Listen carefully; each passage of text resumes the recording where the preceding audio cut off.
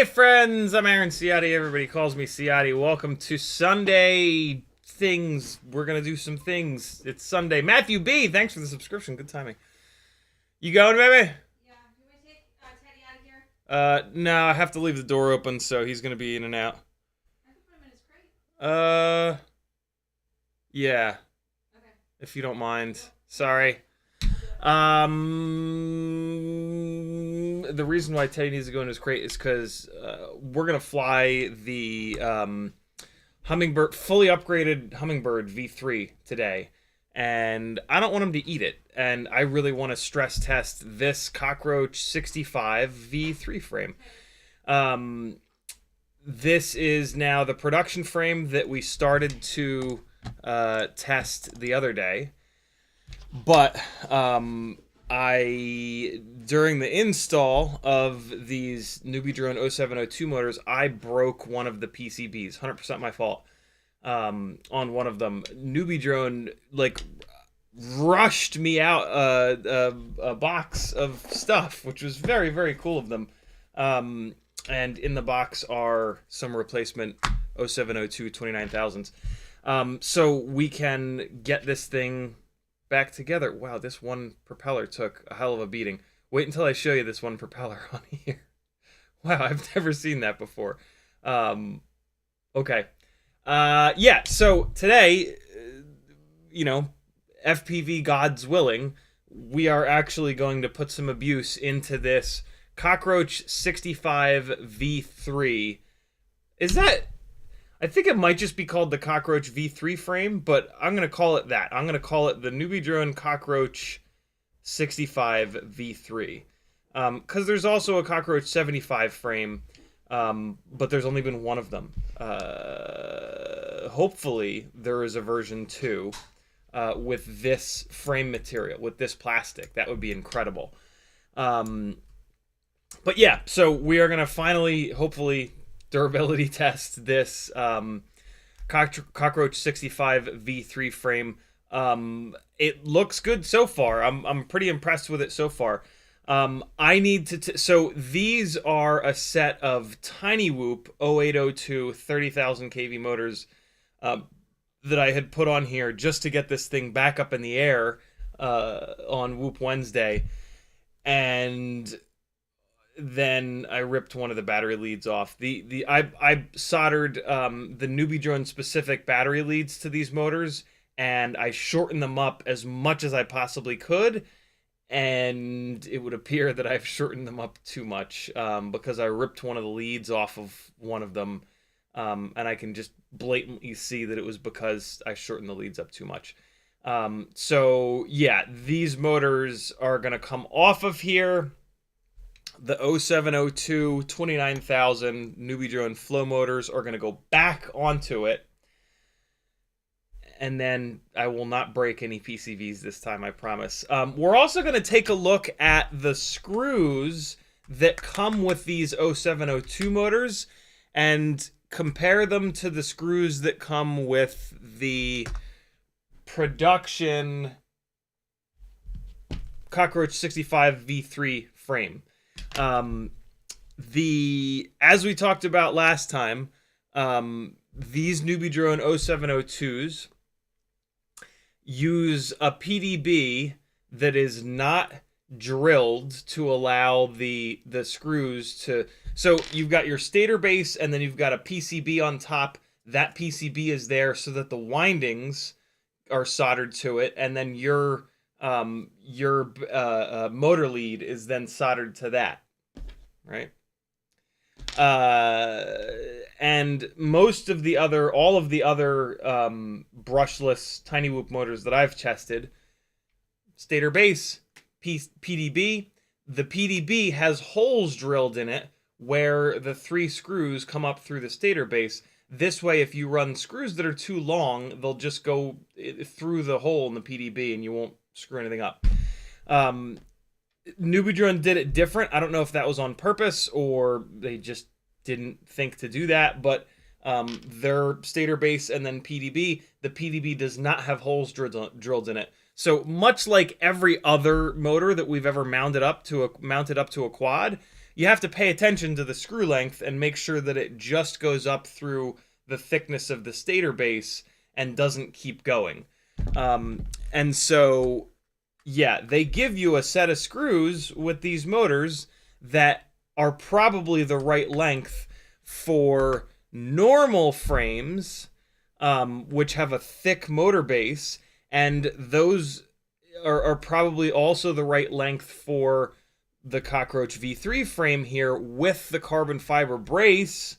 But when you don't use the carbon fiber brace with this frame, the motor base becomes a lot thinner, right? Because the carbon fiber is not there. So I want to check, and so when you buy this frame, they give you a set of hardware with it, and that's those are the screws that I'm currently using, and those are definitely the right length. I had previously said that I think the Newbie Drone 0702s also come with a set of screws that are the right length for use with this frame, but I want to test that.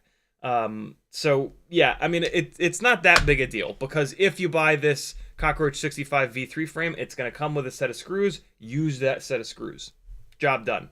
But just out of curiosity, yeah, we're going to take a look at these 0702 screws to see if they're super short like the ones that come with these frames, or if they are, they're definitely not the same length as like the regular Tiny Whoop mounting screws, motor mounting screws that you've gotten in the past. So these 0702 motors definitely come with a screw that will work with these motors on a regular old frame. Any frame other than this one when you don't use the carbon fiber brace with it. Can things in this hobby be a little bit more confusing because they're just not quite insane enough? But, you know, we'll be all right. We'll be fine. In the chat, Freelojo was first, Apache Smoke, Wooden Sniper was next, Curtis Hayes, Hockey Rounds, Chick with Stick, Flesh FPV, Frank Nicholas, Northern Tier, Brandon's Baked Beans, Matthew Trombley, not Matthew Trombley, just Matt Trombley, Simo23, Jules FPV, Douglas Otwell, Freelojo, Michael Kajas, Brandon Woodford, Stefan for Elements, Hendrix Freakazoid, Espander, Jules, Scott FPV, Dare V, Volusia, Northern Tier, what's up, everybody? If you want to talk directly to me in the chat, all I got to do is type CiottiFPV. If you do that, it'll light up in orange here. You don't have to put the @ but you can. You can do that with each other, too. If you type Freelojo FPV and you don't put any spaces in for Freelojo, where you typed his name, it'll light up in orange. And you'll get his attention. So, you know, do that. It's fun. If you like these live streams and you'd like to see them continue, I'm completely crowdfunded. Head on over to CiottiFPV.com, and there's a whole bunch of ways you can support me. Patreon helps me the most. Etsy and Teespring have some fun stuff that you can buy for yourself. Fiverr, you can work one-on-one with me. Take advantage of almost 8 years of experience. I'll help you buy the right things that don't catch on fire, tune it up right, and fly better. PayPal if you want to support me directly, but you don't want YouTube to take 30% like they do in Super Chats. And then I've got a ton of different affiliate links. Every time you're doing an order on the internet, someone has an affiliate link to that website. Hook them up and click it before you check out. I have affiliate links to Weebleed, Newbie Drone, FPV Cycle, Amazon, Get FPV, Oh My God, Brain 3D, HD Zero, Flywoo, Emacs, Banggood, Camera Butter, and AliExpress. All you got to do is hit one of these links at any point before you check out, and the content creator will get 1 to 6% of your total shopping cart. I know you're buying stuff on Amazon. Replace your Amazon bookmark with someone's affiliate link, and it'll help them out a ton. Folks that have tagged me so far in the chat, Apache Smoke Wooden Sniper says, good evening, CiottiFPV. How you doing today? Blow? Bro? Blow. Great. And hello, Gangly Gang. How's everybody doing this Sunday? Freelojo says, if you have not visited a Wally World Lego aisle in a bit, you might want to. My apologies to your wallet. No, I will not do that. I know better. Brandon Woodford says, what's up, all? It's CiottiFPV. Espander says, hi. Chick with the Stick says, your hair is looking extra eggplanty. Indeed. Scott FPV says, what's up, gang? Building a ripsqueak today. What's everybody else up to? Scott, very cool. V1 or a V2? Northern Tier says, actually remembered to use your affiliate link the other day when I ordered some flying donkeys. Stocking up on batteries. For whoopsies and cheers. Howdy, gang. Thank you, dude. Skyblender says, oi, oi, CiottiFPV and Gangles. Freelojo dropping the Patreon link. Thank you, dude. Travis Sawyer says, I think I destroyed a Mobula 8 frame. I think I destroy a Mobula 8 frame every time I fly it. Do you have a suggestion for a better frame? Not really. You know, something I've talked about with 2-inch Tiny Whoops, and one of the main reasons that I've never recommended them is that the frame selection is pretty... There just aren't many frames. Previously, I think there was only the BetaFPV frame, which is not good. Lately, Happy Model made the Mobula 8. So now we've got the Happy Model 2-inch, 2-inch propeller, 85 millimeter motor to motor frame available. Sounds like that one sucks too. So yeah, unfortunately, to my knowledge, you've only got 2 different options. Anybody in chat know of another 85 mil motor to motor frame option? Let's Google search for. Get out of there. Get. There we go. for Whoop frame 85 millimeter. So there's the BetaFPV. There's the Happy model. I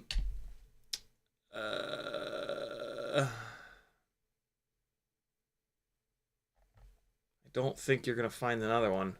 Meteor 85. Meteor 85.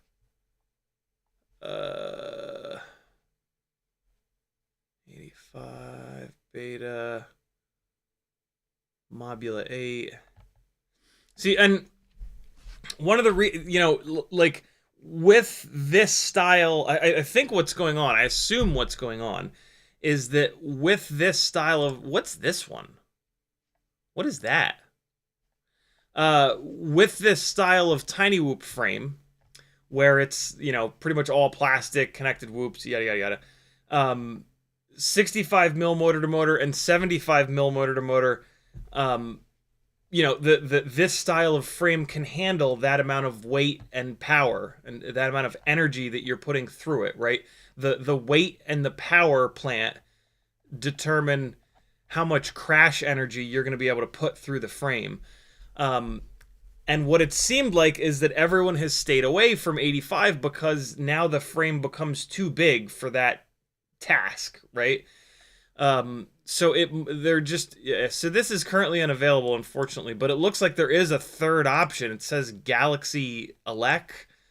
I don't know if you might be able to find that somewhere else. Hold on. Was this it? Is this it here? All right, so you can actually buy it from here. I don't know a thing about this, but here's a third option for you. I'm dropping the link in the chat. It's too long for the chat, so I'm just going to copy and paste this Amazon description for you. So if you search for this Amazon description that I just put into the chat, you can find this one as a third option. Maybe it'll hold up a little bit better. But yeah, I've always kind of assumed that the manufacturers have stayed away from the 85 millimeter motor to motor because it just doesn't. It's just too much. It's just asking too much. And in addition to a durability problem, you're asking this big old frame to deal with all of the vibrations from the motors. With tiny whoops, we run them at such a high RPM that usually those vibrations are up really high in the frequency range where they get filtered really hard. So usually that's not too much of a problem. But yeah, a couple different things going on there in my opinion. Let's real quick just scroll a little bit more. Just to kind of see. Mobula 8. Okay, so it looks like this is a URAV, UZ85 frame. There you go. So that'll help you find this third frame option a little bit better. URAV UZ85. So if you search for UZ85, you could probably find some other places that are selling this. I would definitely try this one. It looks like it's got some extra... try them all at this point. These plastic frames are not very expensive, and you're in it. So I would get this one, and then also get the BetaFPV Meteor 85. Maybe that is marginally better than the Happy Model 85, and then you'll have all the frames, and you'll get to figure out if there's one of them that works better than the others for you, or one of them that completes one flight without exploding. You can also try getting like the clear white version. That is going to have less colorant or pigment or whatever the hell they use to color these frames, and it might be a little bit stronger. Plastic starts its life clear, and then to change its color, you have to add things to it. The things that you're adding to it, whatever that is called, is not as strong as plastic. So the darker the color, the more additives into it, taking away from how much plastic is in it. So yeah, if you're looking for strength, you can look for start getting the clear versions of these frames to see if they're a little bit stronger. I'm not seeing a single other 85 millimeter motor to motor tiny whoop frame. So unless chat knows of another one, I think these are your three options. So give each one a shot.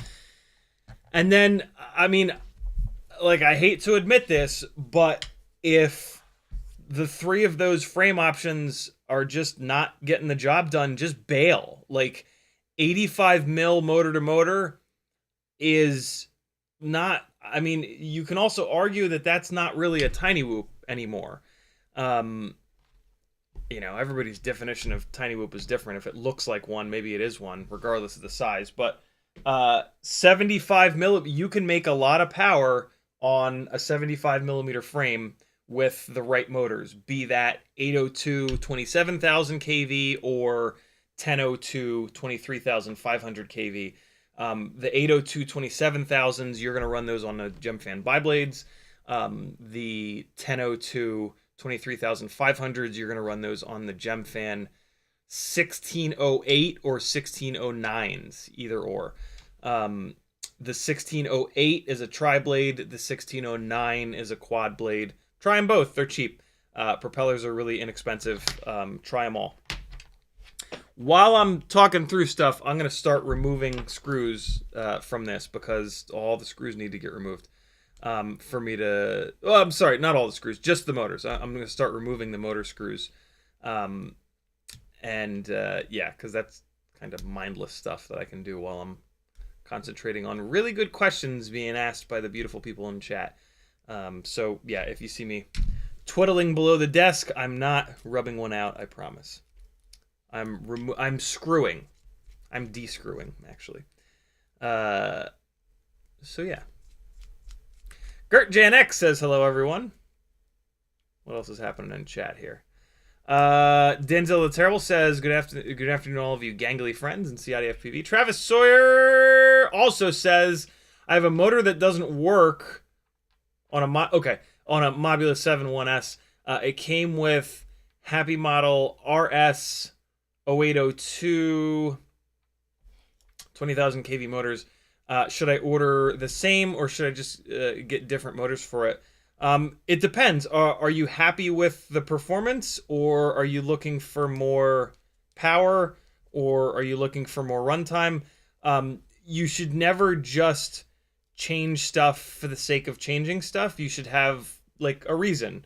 And so, yeah, a Mobula 7 75 millimeter motor to motor that has... So that would be the Mobula 7 1S. That's the one that comes with the 0802 20,000 kV motors.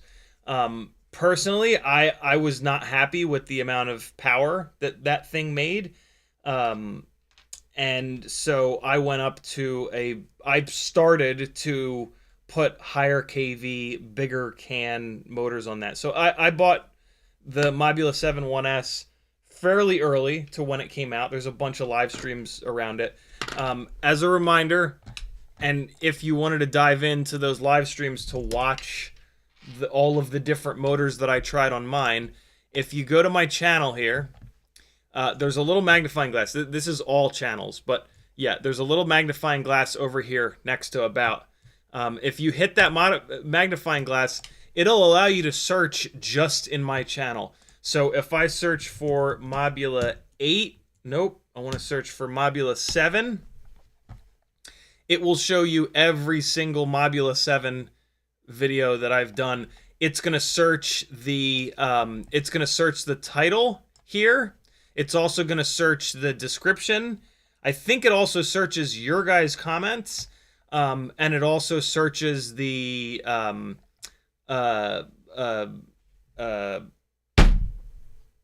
timestamps that Apache Smoke and the mystery timestamper have created for all of these.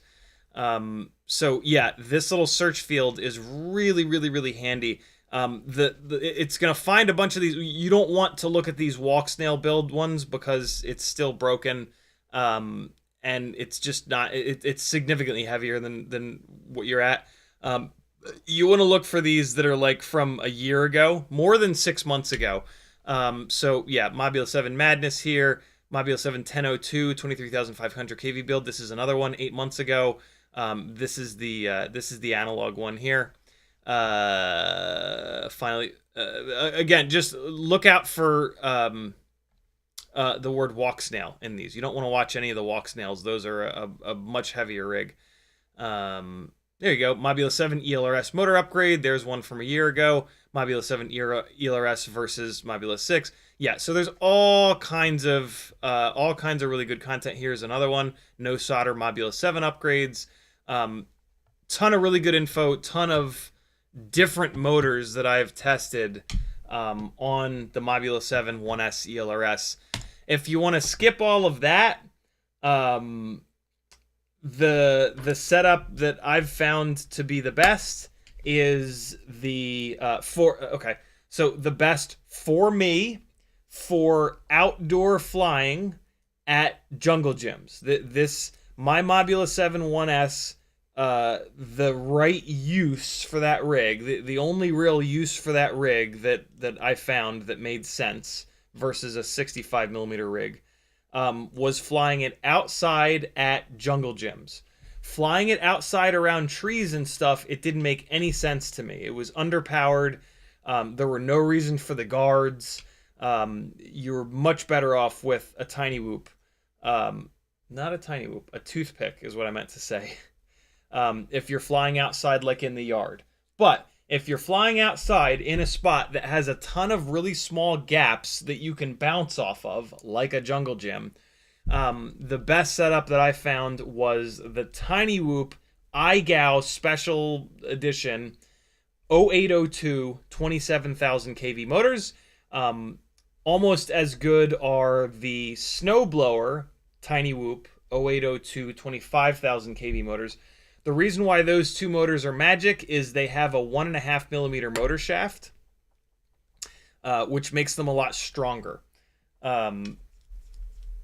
You might not need that extra strength if you don't crash as hard as I do, but with the amount of power that those motors are going to generate with the KV up that high and the weight of that rig, and if you're going to bounce it off of hard metal surfaces, you want that 1.5mm motor shaft. So, yeah, personally, that's what I like. You might hate that. You know, everybody has completely different tastes and wants and needs and desires, and that's what you want to base your builds off of, not some stranger on the internet that has flown one battery, 1,000 batteries, 10,000 batteries. It really depends. So, yeah, make the decision based on what you think that you'll want, not what some donkey on the internet wants. Where was I at in chat? There we go. Travis Sawyer said, thanks, I'll try that frame also. I have lots of crash energy. CiottiFPV says, what's your opinion on the Crossfire 69? I have one that I'm thinking of putting in my Ripsqueak. I've never used it. I have one as well. I heard a lot of complaints about them when they were new.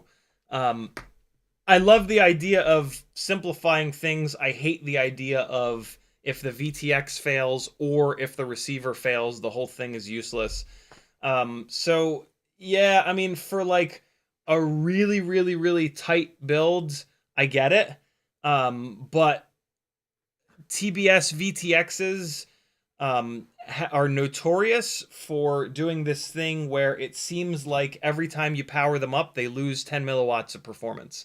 So from that standpoint, it's kind of horrifying because you're going to build it in there and then 50 batteries later, you're not going to have much output power from the VTX, and you're going to have to take... I mean, I guess at that point you can just pull the wires off the VTX and put them to a proper VTX.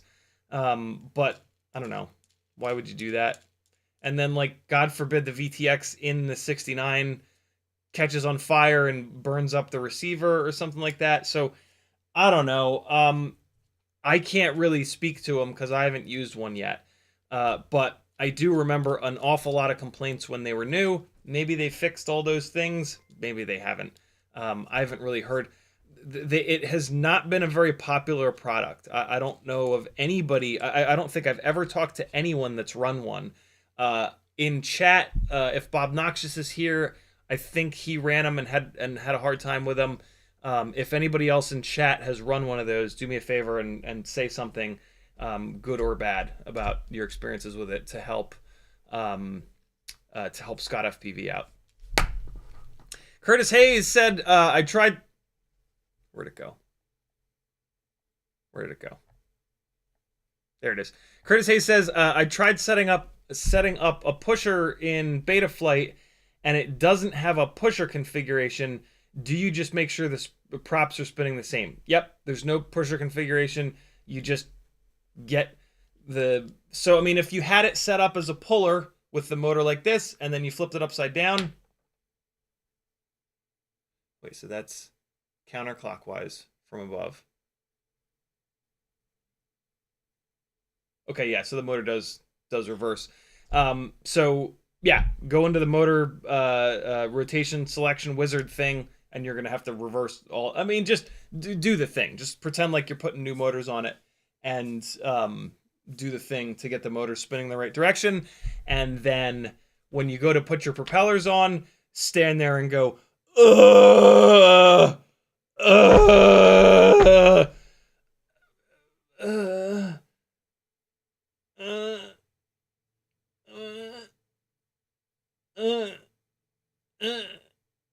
uh, but then eventually you'll be like, and then you'll put the propeller on correctly. I don't know, maybe it's just me, but every time I put a propeller onto a pusher rig, I just, like...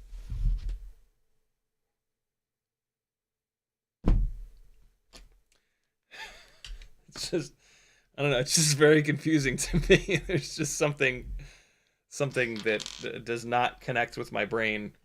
And it gets me every time. Like, I've put propellers onto pusher rigs for years, and every single time I just see stars.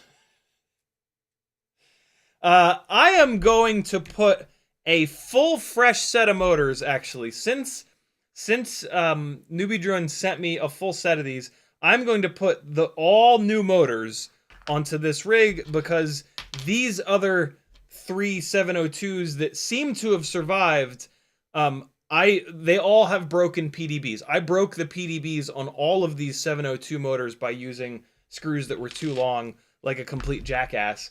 And so these 3 702s that seem to be still working okay, I'm just gonna put those aside. They'll be spare parts, and I'm gonna run a full fresh set of these things. Thank you, Newbie Drone. Very, very cool. We are going to do mailbag. They did send me some extra stuff, but I just want to keep, doing sort of like the monotonous work here while I get caught up on chat, if that's cool with all of you. If it's not cool with all of you, then screw off. Your propellers.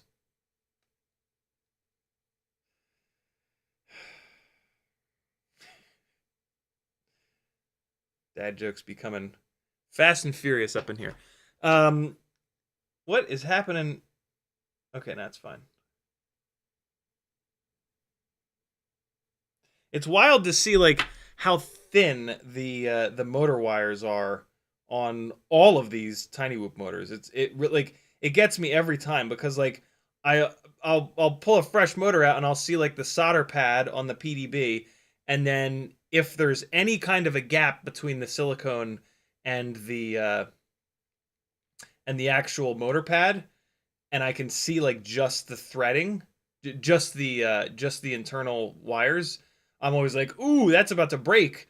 But it's not. It's just 30 gauge wire only has like 7 or 8 individual strands of wire on the inside, and that just looks like really, really, really thin.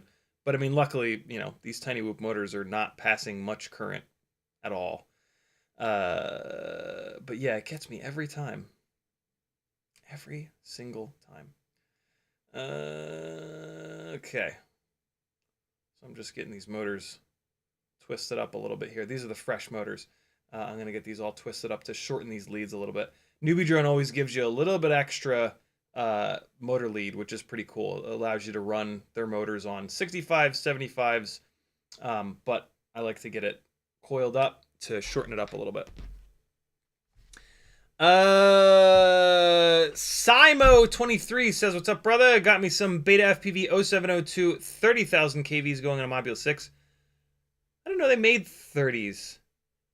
Didn't they only, don't they only make 29s? They were supposed to send me some, but then they really wanted to have a phone call, and they're a crazy time zone. And we never linked up. BetaFPV 0702. Let's just search for that. And then we will find the product page. Look at that. They do have 30s. Okay. It's this that I was thinking of. So they've got two different... I recently figured out that they've got two different variations of their 0702. They've got the SE, and then they've got just the regular old 0702. The SE uses a metal bushing instead of a bearing, and it comes in lower KVs, 25,000, 27,000. The non-SE has a ball bearing, just like these newbie drone motors, top and bottom, and it comes in higher KVs, which is really cool, 27 and 30. I thought for some reason I thought it was 27 and 29, but no, it is 30,000. That's pretty cool. 30,000 KV is a really good number, and it looks like they're using the same. Don't quote me on this, but they appear to be using the same PDB as the newbie drone motors. So I'll bet you that, and do not quote me on this, but I'll bet you that these motors are made by whoever's making the newbie drone motors, because yeah, it uses this exact same PDB, and these motors and the newbie drone motors are the only little tiny motors that I know of that are using bearings too. So that would make a lot of sense. They're also slightly different weight. Oh no, that's just showing the motor leads cut off. I swore, yeah. Here it is. The SE versus the non-SE, they're slightly different weights. 1.42 grams per versus 1.52 grams. Apparently, these BetaFPV motors are the lightest 0702s. I can't imagine that they're that much lighter. Here it is. The 0702 SE features brass bushings, making it both lighter weight at 1.42 grams or 1.35 without a connector, more affordable and durable motor. I'm not going to read this part that says highly efficient, because a brass bushing is not more efficient than ball bearings. That's a silly thing to say in there. But yeah, that's pretty cool.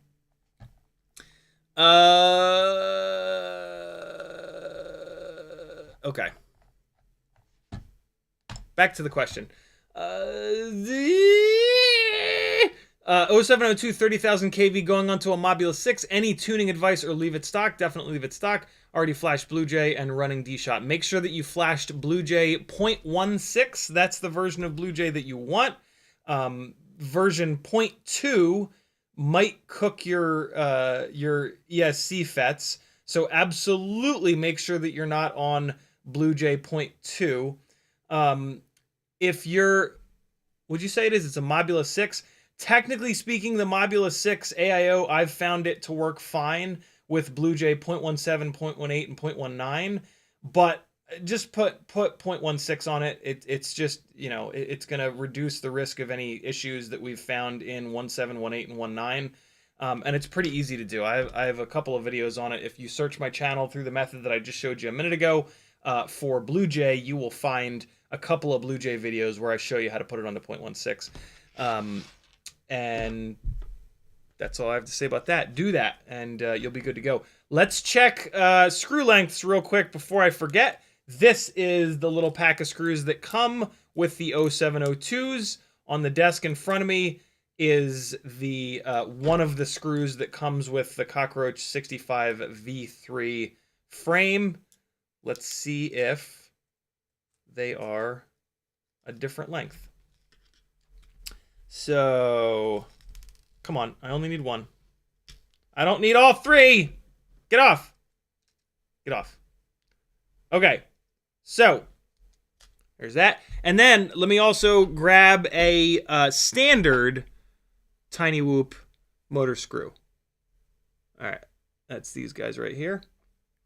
Okay, so standard tiny whoop motor screw. I don't really think I have, I mean, I do have a caliper, but you have to measure these from the bottom of the head of the screw, and that's just ridiculous.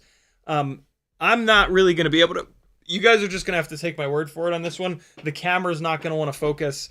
Nothing is going to work. Me trying to actually like show you the length of these or measure them.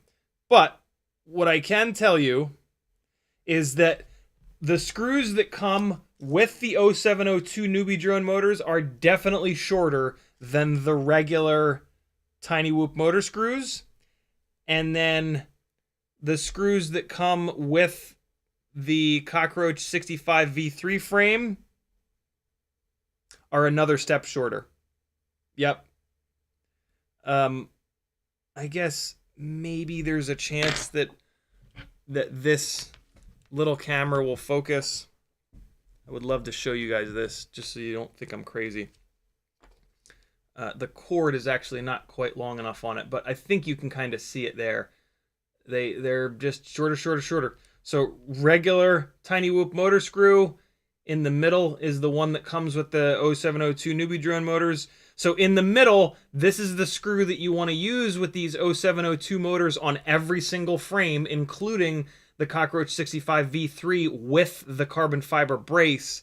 And then all the way on the side here, the short one, this is the one that comes with that frame when you buy it without the carbon fiber brace. It does not come with the carbon fiber brace at all. So if you buy the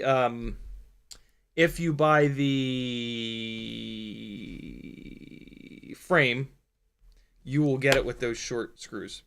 And then if you buy the carbon fiber brace separately, maybe it'll come with a set of longer screws. But like, you would want to remember, if you buy the carbon fiber brace separately, and it comes with a set of screws,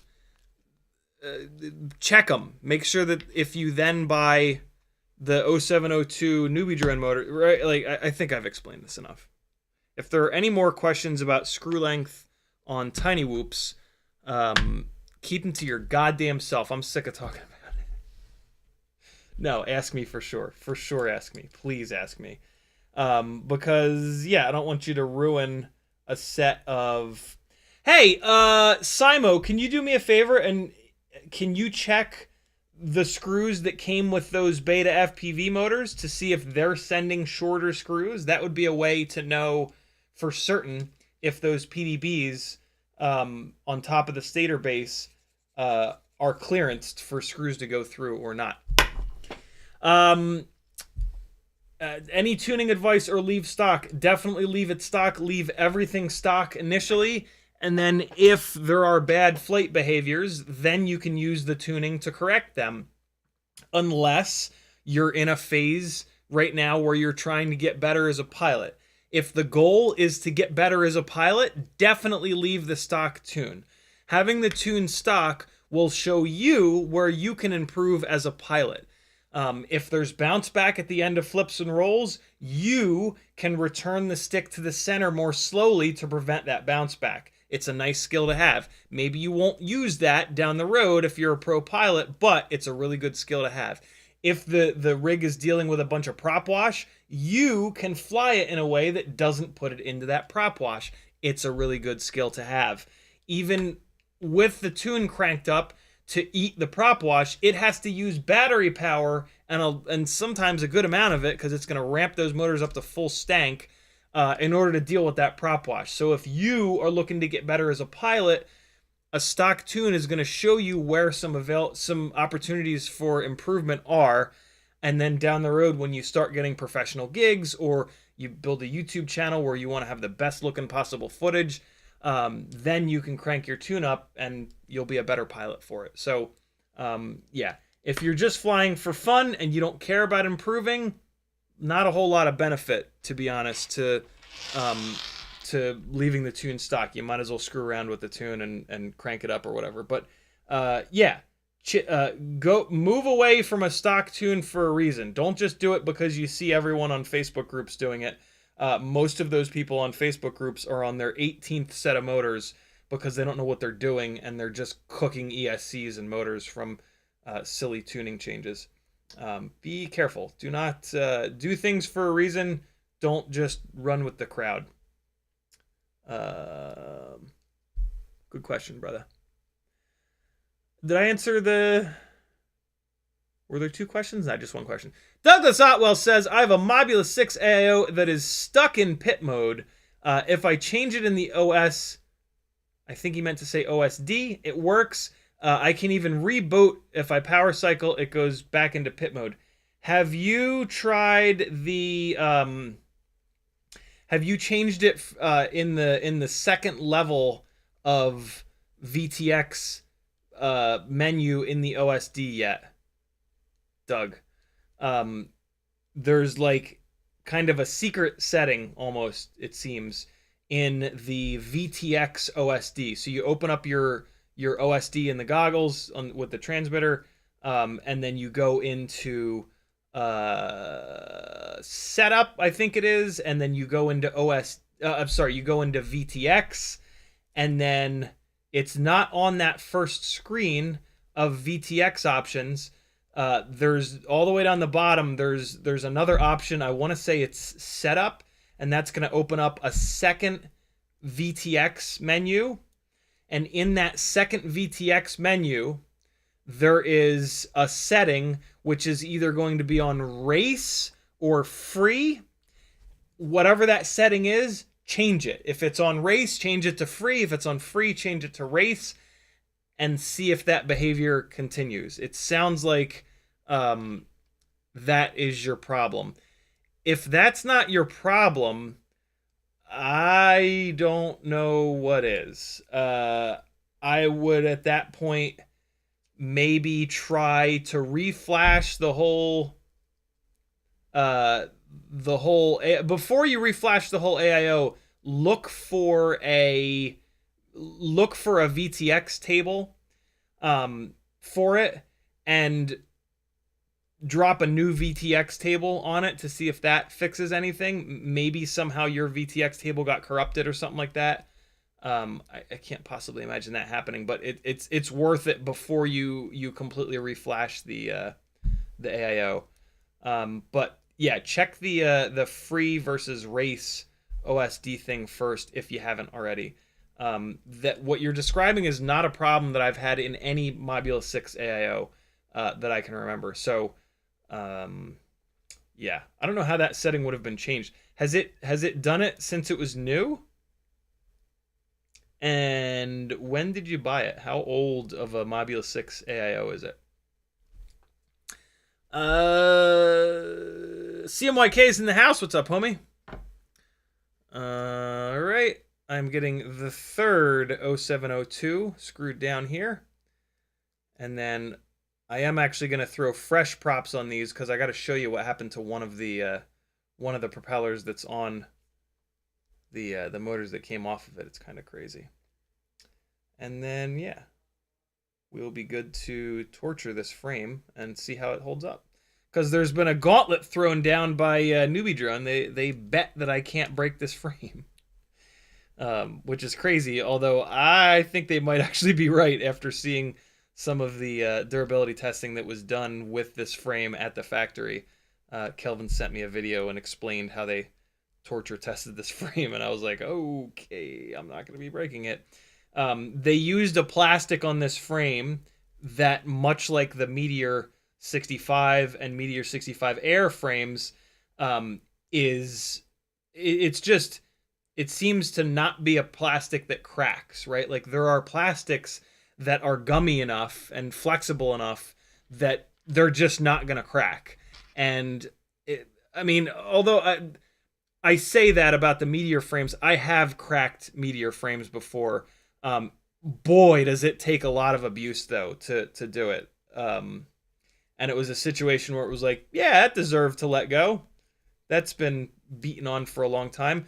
The Meteor 65 Air frame, I have seen a bunch of people that have cracked them, and it happened pretty quick. So yeah, the OG Meteor 65 frame is like the is gonna go down in history, I think, as the super durable frame. Yeah, I don't know. Maybe this frame is just as invincible. What has impressed me so far about this frame is that I have not, even though it's lightweight, even though it's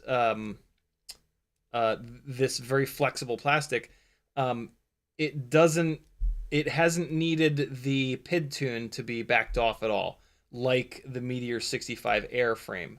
In fairness, the Meteor 65 Air frame is lighter than this. So yeah, it's really cool that we've got a bunch of different frame options now so that we can find the exact right frame for each of us.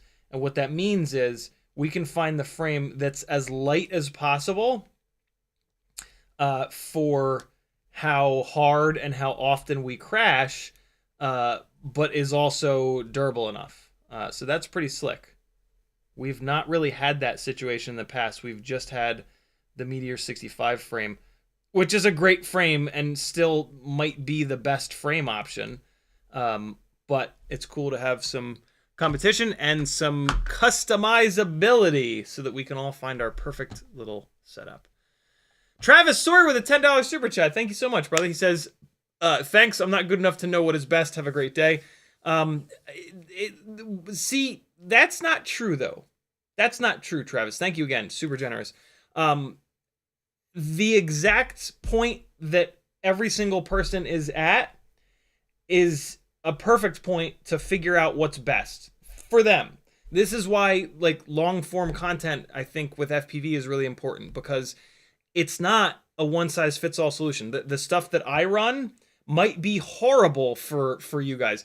And this is a great example of it, right? So Travis, by saying that, I assume that you're fairly new, right? So you coming here and taking advice from someone who's like almost 8 years in, probably tens of thousands of batteries deep, what I prefer might be really bad for you because I'm pretty good. So that's why I really like to have these conversations, and I really try hard to preface all of the advice that I give with, this is what's best for me, right? Like, I think that is super, super, super important, and it gets lost everywhere. So yeah, there is a motor and a frame, and there is a setup that is best for you right now today, with how good you are of a pilot, how you crash, where you crash, how hard you crash. And that might not be the 0802 27,000s. It might be the 25,000s. Although with throttle limiting in Betaflight, there's kind of no reason to get the 25,000s. The real reason to get the 25,000s is that they might be in stock sooner than the 27,000s. But like, technically speaking, yeah, getting the higher KV and then just motor limiting them down in Betaflight is going to be a better idea, because then as you get better, you can increase the power. If you buy 25,000 KV and then at some point you have them at 100% and you want more power, you're screwed. You have to buy a whole separate set of motors and swap them on. So keep that in mind. That is a thing. The motor limiting in what I usually recommend is, within reason, you get the highest KV motor that's available. If you're running 6S and there's a 4S KV motor, I would not recommend doing that, because then you're going to have to motor limit it down so far that it doesn't really make sense. But if there are 2 or 3 different KV options for a 4S motor, get the highest, and then motor limit it down if you want less power.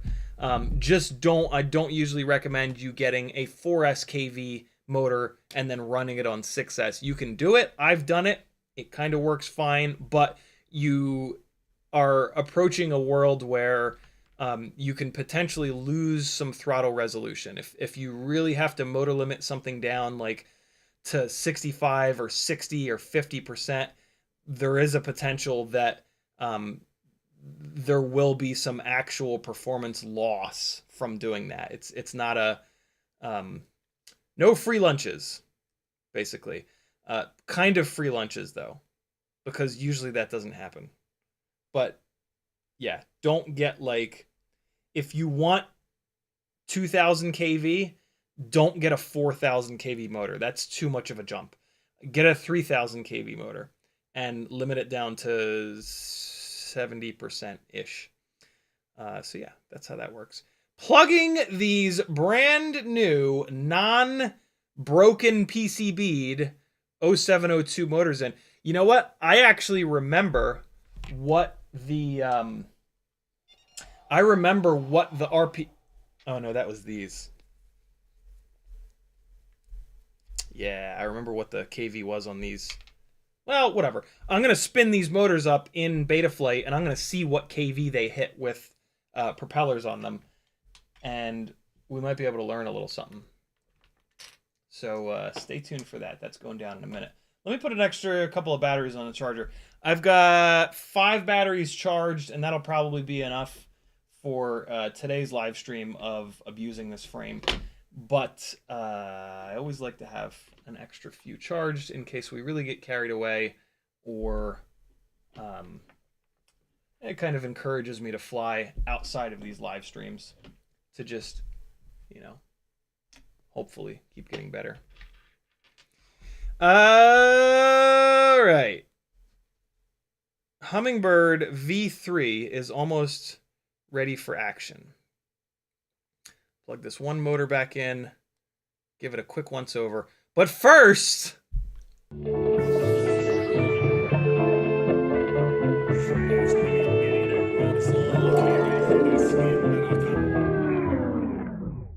massive, massive, massive shout out to Newbie Drone. Kelvin over there is very, very generous with how much stuff they send me. And in this case, how quickly they send it.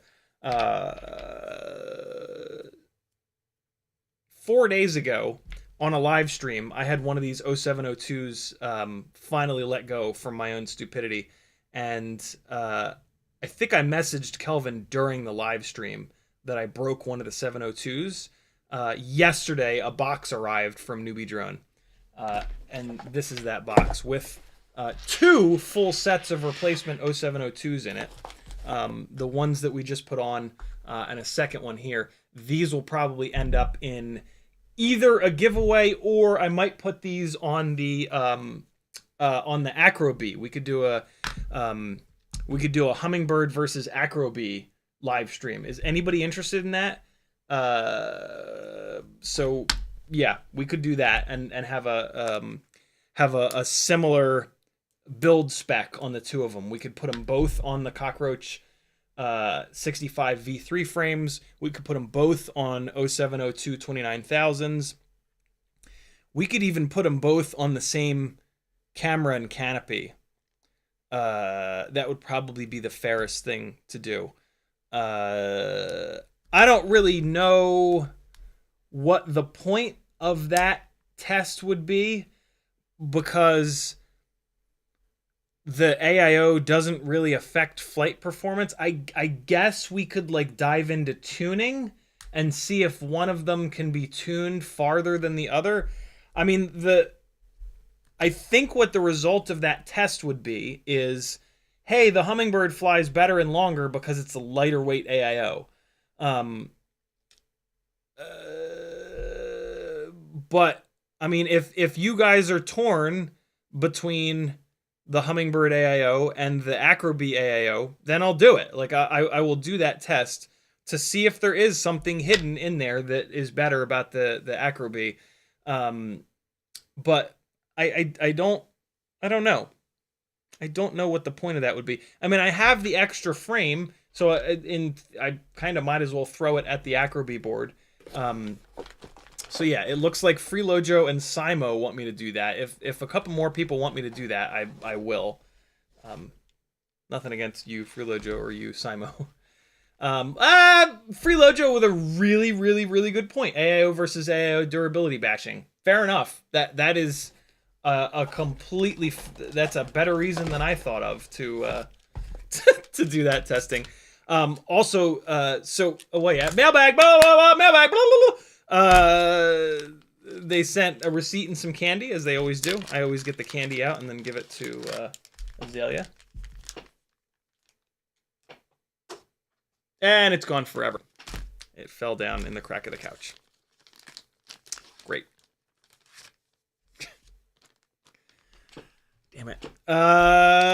Let's see if they put another challenge in here. Nah, no challenge this time.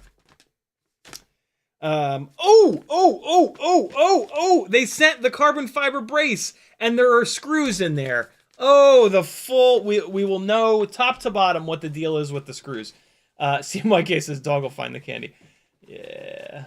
Fortunately, it's in a spot where he actually won't, so I'll leave it over there. If it wasn't, I would go get it, because I don't want to poison him. Yes, they sent the carbon fiber brace. So if you get the Cockroach 65 V3 frame, and then you also decide to get the carbon fiber brace, I guess is what I was going to say there. The carbon fiber brace, it will come with... Ooh, those are full-length motor. Oh, yeah. They put on here what they are. They are M 1.4 by 3 millimeter. By 14? Are there 14 screws in here? 1, 2, 3, 4, 5, 6, 7, 8, 9, 10, 11, 12, 13, 14. Okay, yeah. So, the full length... Let me make sure that they're full length. Hold on. Because I'm about to say something that'll make this whole thing way easier. But I just want to make sure that I'm saying the right thing. So I'm comparing these motor screws that this came with to the regular old motor screws that come with all other Tiny Whoop motors. Yep, they're the same length. Here it is, friends. Nice and simple for you. This is not like confirmed with a micrometer or anything like that, but I'm pretty sure that this is dead on the money. Regular Tiny Whoop motor screws are M 1.4 by 3 millimeters. The motor screws that the Newbie Drone Flow 0702 motors come with, and I'll betcha those BetaFPV 0702 motors, are M 1.4 by 2. These are the motor screws that you want to run with these motors on standard frames or on the Newbie Drone Cockroach V3 frame with the carbon fiber brace. The Cockroach 65 V3 frame without the carbon fiber brace comes with M 1.4 by 1 millimeter screws. Maybe by 1.5. Because 1 millimeter seems awful short. That's what she said. So there you go. M 1.4 by 1, 2, and 3 millimeter screws exist for Tiny Whoops, and they all have separate uses. Make sure you don't screw it up, or you can ruin your motors, or have the motors fall off, or have your head fall off. Very cool. Got to the bottom of that one. Replacement Hummingbird V3 AIO flight controller. Very, very cool. So I'm assuming that you can now buy this replacement flight controller, which is pretty awesome. This is a very lightweight flight controller with 12 amp FETs on it, with a VTX in it, with ELRS in it. So yeah. This is a contender for like the lightest weight, raciest AIO. And then a set of their stickers and whatnot, which is always appreciated. Second set of the 0702 29000s. Very cool. And then, some Goober canopies in purple. The old school, regular old Goober canopy that we all know and love. And then the new style Goober canopy with the massive opening in it. And it's set up for screw mounting cameras. So, yeah, one of each, which is very cool. These are very hard plastic canopies. They can be a little hard on the rear mounting point in your frame. So if you're going to run a Goober canopy, I do recommend getting a longer rear screw in your frame just to strengthen it up a little bit. Other than that, though, these canopies are really, really good. Did I get these screws mixed up? I did indeed. So this is what, V2, and then this is V2. Okay, so yeah, they call them Goober, the Goober canopy. Yeah, just the Goober canopy is the one that we all know, and then this one set up for the screw mount cameras is called the V2, and it comes with a separate set of hardware. So I'm going to put the V2 in with the V2, and then this gets these 3 big old screws, and we are straight here. And then, yeah, this is the regular one. I'm actually going to use one of these on the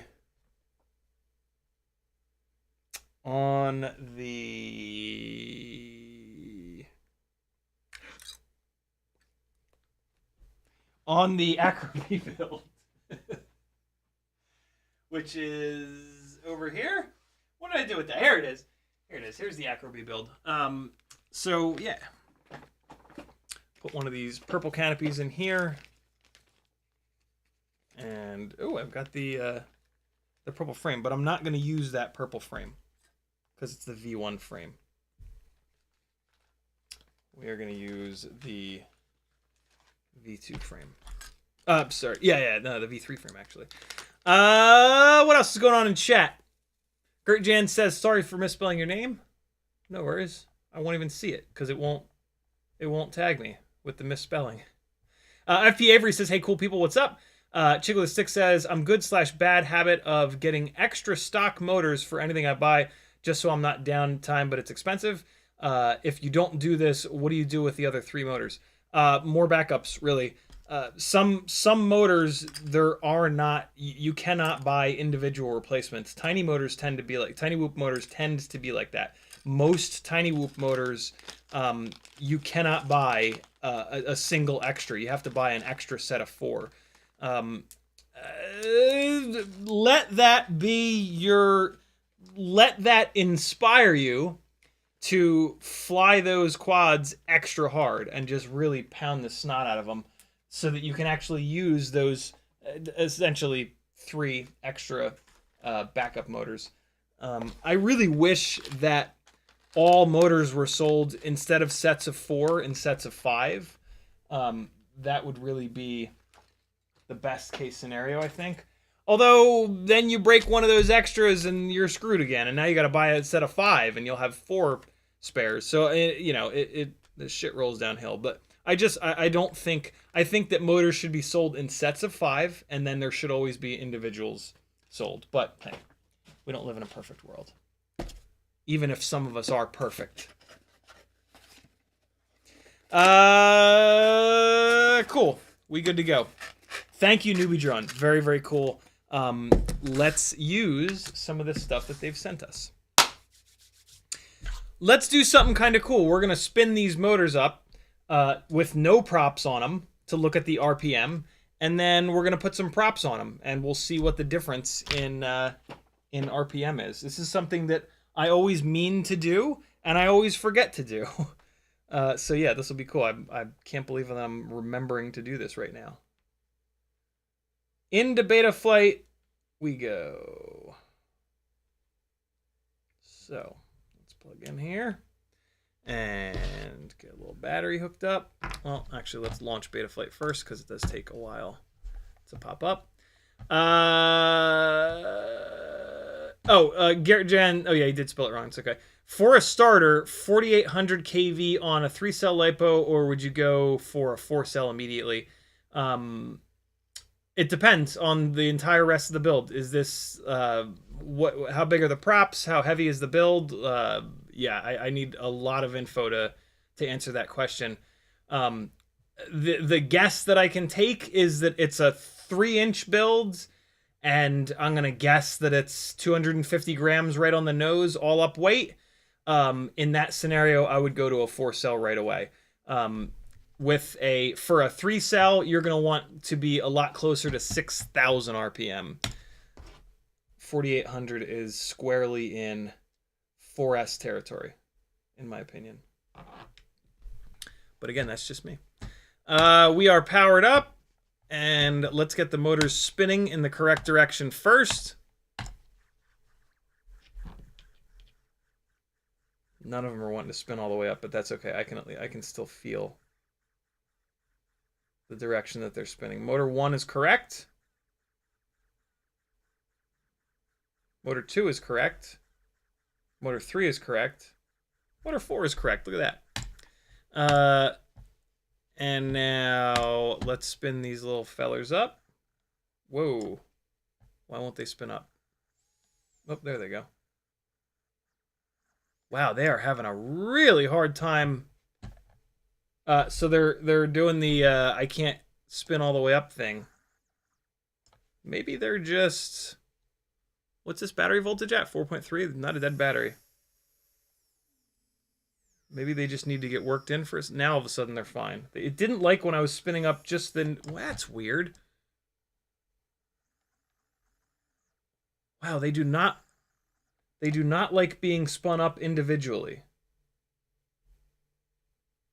And the LEDs are going completely ape shit on this thing. What in the world? But when I spin all 4 of them up, it acts completely normal. Very strange. Oh my god, look at that RPM. Look at this. I've never seen the RPM go this high. Look at the R. Look at the R here. Ready? Uh-oh.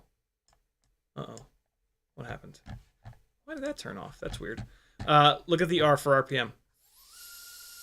85,000 I saw there. It's not great to do that to motors, so only do that for like a split second. 85,000 kV. Jesus. That is a lot. I want to do that on the 32,500 kV motors now. Why are these LEDs going so crazy? What the Hold on. Let's pull power. And let's just plug a battery in and see if those LEDs are still going nutso. Now the LEDs are acting normal. Okay, that was weird. Okay, well, the motors are spinning the right direction. Let's get some props on it, and we'll see how that RPM comes down with props on them.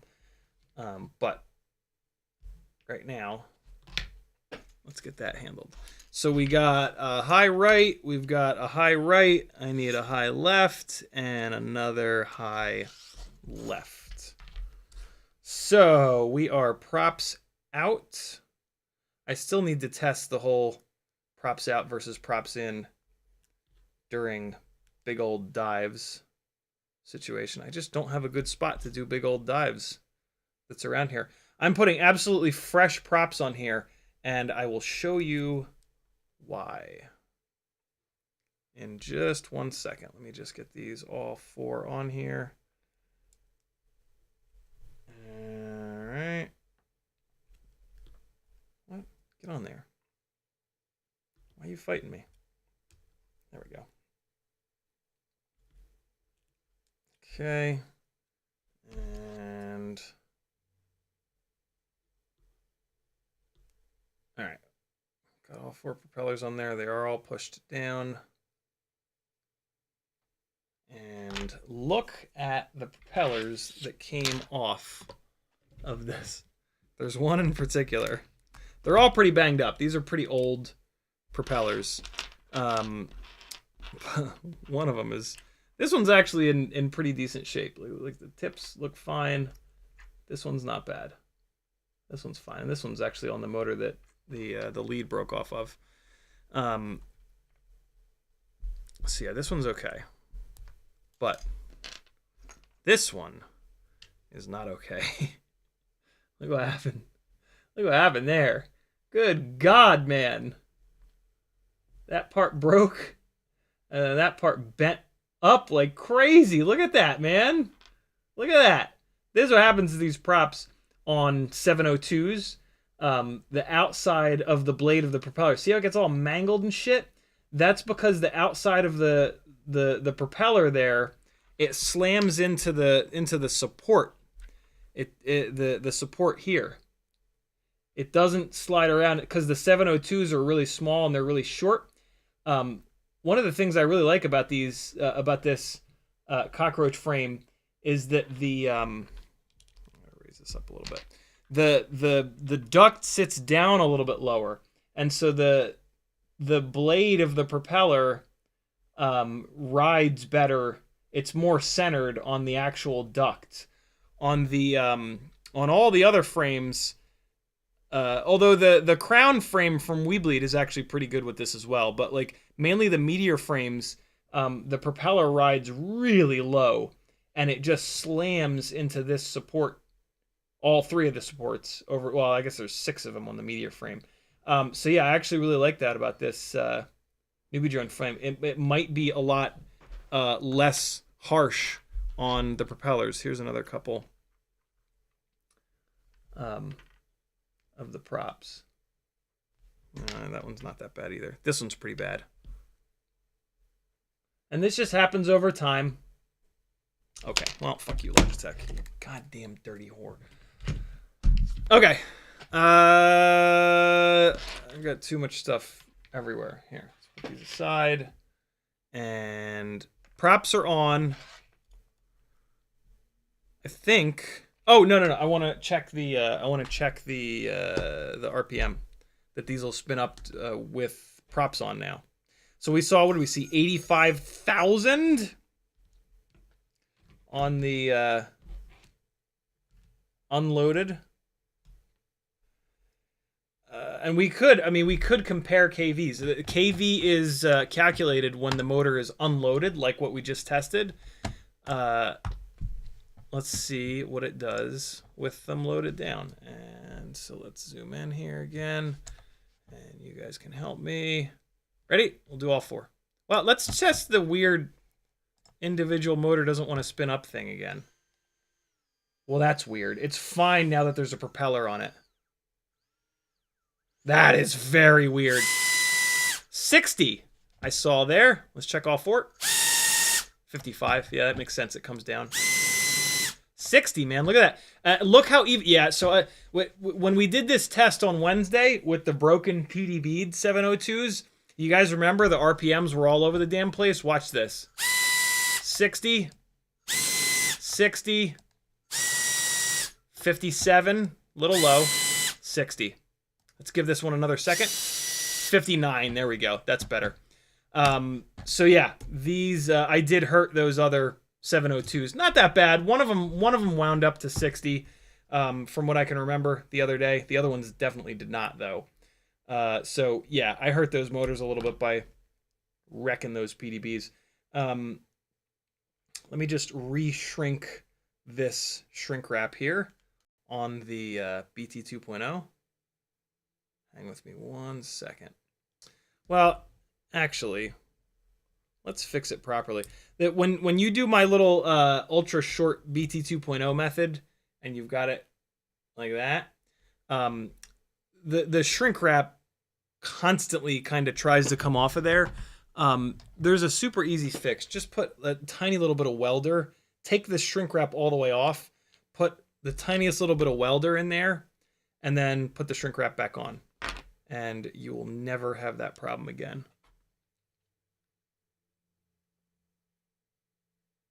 What's happening here? That's fine. I just didn't cut that wire down quite enough.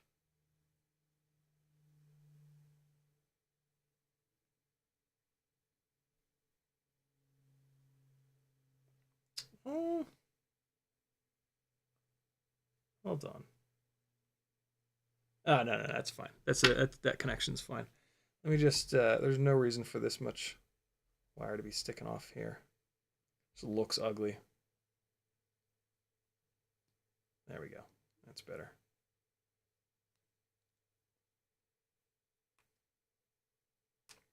This looked a little weird, this one connector. I was Did a little bit of sloppy soldering there, but the joint is perfectly strong. There's a big contact patch, but then there was just a big ugly chunk of God, is that ugly? Hold on. Yarg.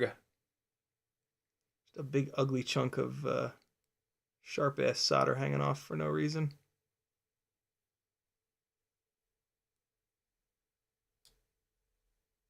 Ah, it's better. Arr, arr. So yeah, just take a little bit of welder, blop it on in there. I'm gonna put it on the wire part. The wires kind of stick up and out, so you can just like a nothing amount, because it's gonna get spread out when you push the shrink wrap back on. What's cool is like the shrink wrap conforms to the shape of the little thing. So if it falls off, you can just push it back on and all shall be right with the world. Just like that. So now you've got that back on there. You've got a little blob of welder in there to hold the shrink wrap to the wires. And now in theory, so like every time you unplug the battery, you're just pulling on the little bit of shrink wrap there. So like you can keep re-shrinking it over and over and over again. That's what I used to do, and that works. That'll survive another 50 battery plug and unplugs. But if you do a tiny little dab of welder, that's an even better solution. And the other thing I like to do is just pinch the end of the shrink wrap here, just to kind of close it up. Makes it a little bit more water resistant, I guess. Not really though. Kinda, but not really. All right, and we're fine. Yeah, cool. Hummingbird V3 is ready to go. Let's put it up in the air and start bouncing it off of stuff, because that's what we do to durability test it. And there we go. Oh man, this wire lead's pretty short. I noticed that. Okay. Let me get a transmitter fired up here. We'll get some goggles turned on, and the durability testing shall begin. Simo says BetaFPV motors came with 2 sets, both M1.4x3, 1 metal set and 1 set of peak screws. Thank you for checking that, dude. Michael Blade says, hey man. Douglas Otwell says, yes, OSD. I think I got that. Let me try that. Not the VTX table, mess with the firmware. I'm sure it was me. Gotcha. Here we go.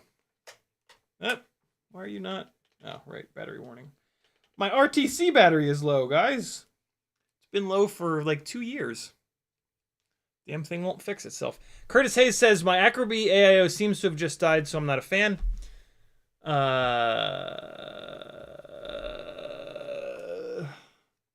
What version is it? Why won't this thing bind? Oh, because it's on ELRS 3.0, not 2.5. So let's switch the module out to the Minmo module that I've got, which is on 3.0, and then it'll bind. All right, bind the Minmo, bind. We just bound. Yeah. All right. These are the NubiDrone 0702 29,000 kV motors.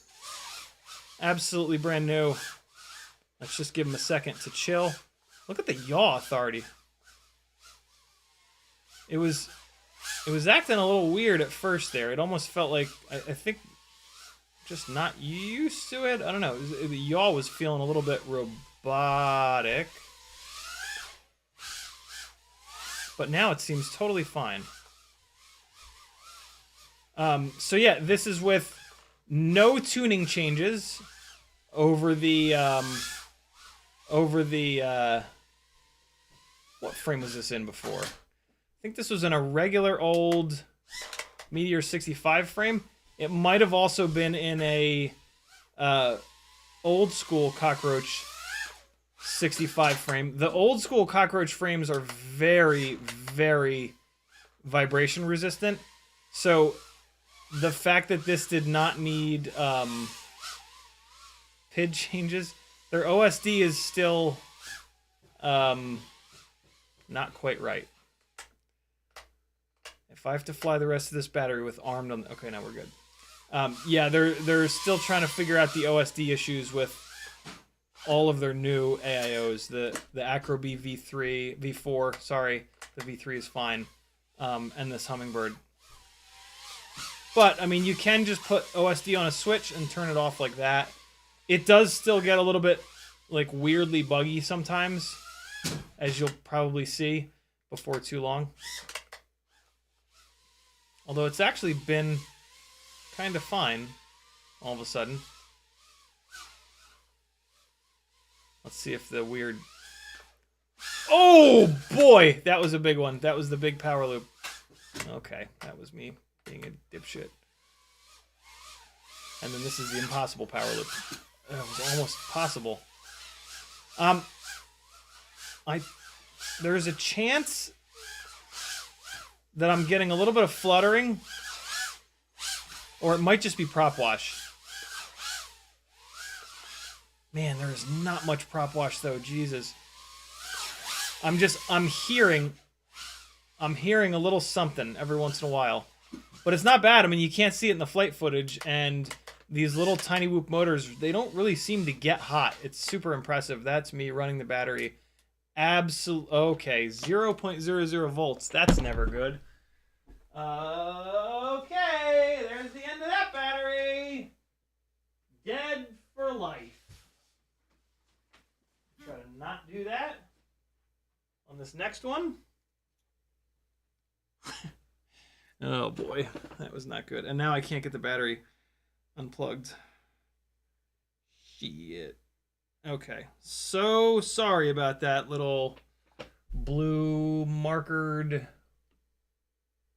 battery. Let me put you right on the charger to hopefully bring you back to life. 2.8 volts. That battery is dead for good. That's the problem with running with your OSD off, is that you don't get any warnings. Normally, I will set up a thing that prevents that, but in this case, I was being lazy, and I did not. Man, it is trying to pump that battery back up, but it's stuck at like 3.2 volts. Ooh. Yeah, I think that battery is dead for good. That sucks. Here we go, battery number 2. Do you hear that? Can you hear it? Is that a motor stalling out, or is that the PID loop freaking out? I think it might be the PID loop freaking out. Let's see. There it is. All right, so our tune is at the absolute limit. We've now got a fully charged battery on here. Let's see if it does that again. Nope. All right, so it's fine. Let me try what I did a second ago, though. It was armed, and I just bumped it. See that? That's how you know that. I mean, that bouncing is kind of normal, but yeah, this tune is at the limit. You can argue though that that's where you want to be. What is that symbol? That is a strange symbol. Yeah, you could certainly argue that that's where you want to be. I actually kind of want to back it off a little bit. Thank you. So we got D gains up at 1.6. Just bringing them back to 1.5, that will pretty much take care of it. It's almost certainly a... wow, I got the pitch and roll D. Why is this so high? 1.6. That's a bit much. I want the P gain to be less. That was weird. Why that was the pitch, the pitch P and I gains were cranked up so high. That was weird. I don't know why that was the case. It's pretty much the same. I mean, it feels the same. Let's see if it jumps around as violently. Nope. Well, sorta.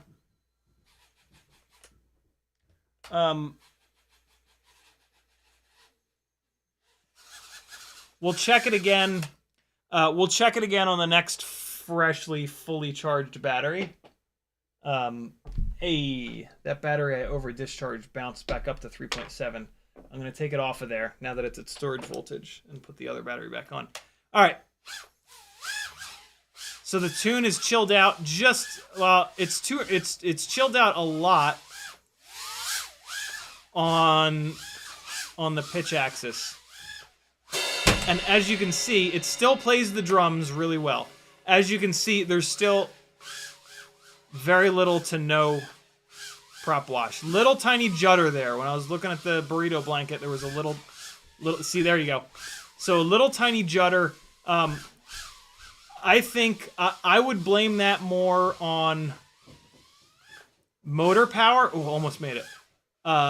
Than anything else. These 29,000 kV motors are, I think they're maybe under KV'd a little bit, or maybe the Happy Model 32,000s are over. But yeah, these make noticeably less power than what I'm used to. And with Tiny Whoops, the whole, like the majority of the flight performance problems almost completely went away once we got more power and more KV. So yeah, you could argue that on a Meteor 65 frame that's a little bit more stiff, or on the old school Cockroach frame, you might be able to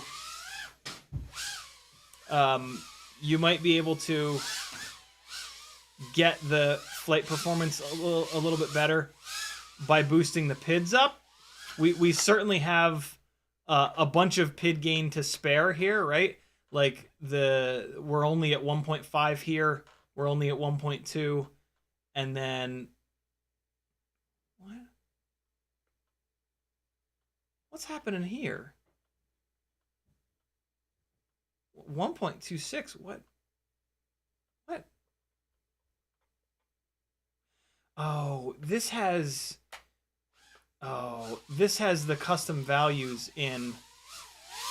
This is not on the sliders, I don't think, because there were some custom values in the PID tune that came out of the box. I might have just really jacked up the PID tune on this, or it might be fine. I flew this battery down too low as well. But we got 3 minutes and 12 seconds. That's a lot. I should not have changed the tune on those on the sliders. I don't think this thing is using the sliders.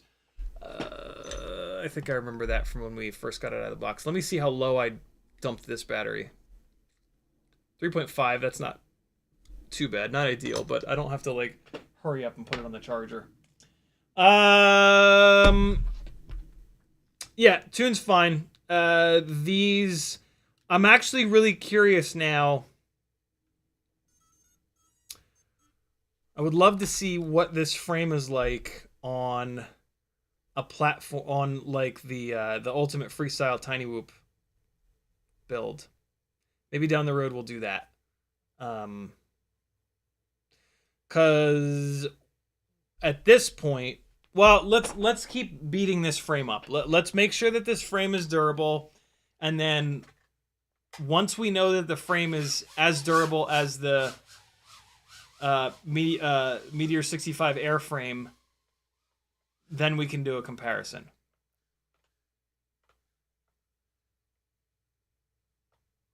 Hello, Azalea. This rig also does not have... Oh!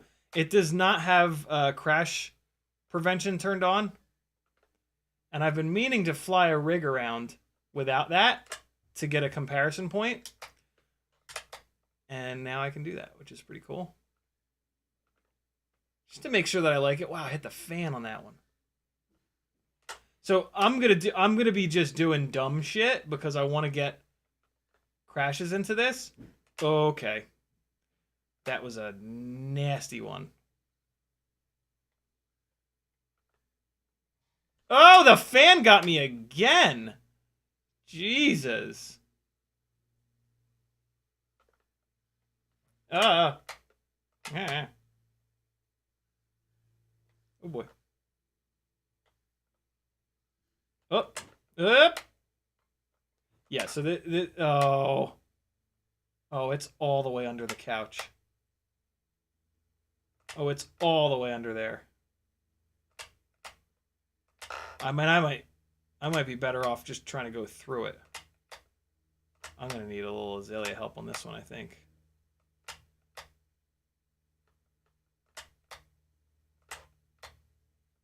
Oh my god! Oh my god!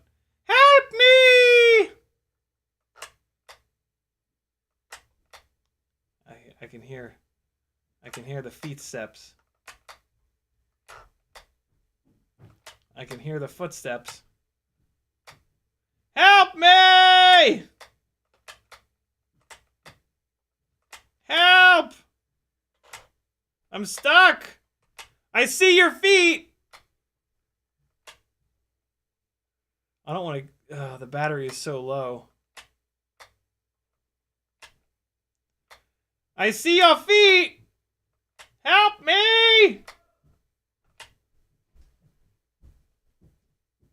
Help me! Yay! Whee! Thank you! I gotta come right home. This battery is low. Ah! Make it. We good. 3.48. Thank you! Okay. There were a couple of big slams on that one, so let's take a look. Hold on, let me struggle with getting the battery unplugged first. Get the 10 tons of hair out of here. And, okay, let's see how this thing did after that. That inverted hit was nasty. And it's fine. That longer, I'm telling you guys, that longer screw in the rear, that inverted hit with a regular screw in the rear, I guarantee you would have broken the post right off the back of this frame. You got to get that bigger screw in that longer screw in the back of these things if you're going to run the Goober canopy. Everything's fine. Propellers are starting to get a little bit marked up, but what's cool is the propellers are marking up the duct. They're not marking up the support. And that's awesome. That is something that the Meteor frames still are not doing a good job of. This looks completely fine. I think this frame is going to work. I think this is going to be a durable frame. So yeah, the next comparison point of this frame versus the Meteor 65 Air frame is going to be really interesting, because if with this frame you don't have to pull the PIDs down as much, that's kind of a big deal. That's kind of a big deal. Yeah, the dog is away, Simon. Don't you do it. Don't you start. Hockey Round says, is your camera dirty or is that all blowout? Let's clean the lens, and then the lens definitely won't be dirty. So this is the Newbie Drone BI camera that comes with all their rigs. This camera is very wide angle, which is awesome for rigs that fly this slow. There is, with the Newbie Drone AIOs, there is a decrease in image quality a little bit because of the OSD chip that they use. And so that might be what you're noticing. Or the lens might have been dirty. I think the lens might have been dirty. This looks a little bit more clear. possibly. I don't know. I don't know what you were seeing. When it comes to tiny whoops for me, I just expect the image to look horrifying. So I give very little mind to which tiny whoop cameras look better than one another. I think that they all just kind of look like ass. So for me, it's all about durability. That was a big one there. And the Runcam Nano 3 has been the most durable. Did I just knock that off? Good Lord. I think I might have just knocked that off. That was on earlier today. For some strange reason, I remember looking at it. Oh, shit. Wow, that was a weird set of bounces there.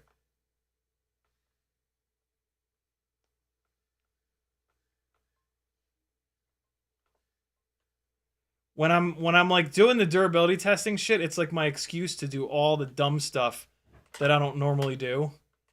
And that's kind of cool. Oh no. Oh no. No, no, no. The left front motor's not working.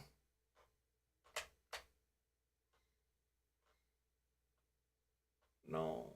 The left front motor stops working. No. No. No, no, no, no, no, not again. No.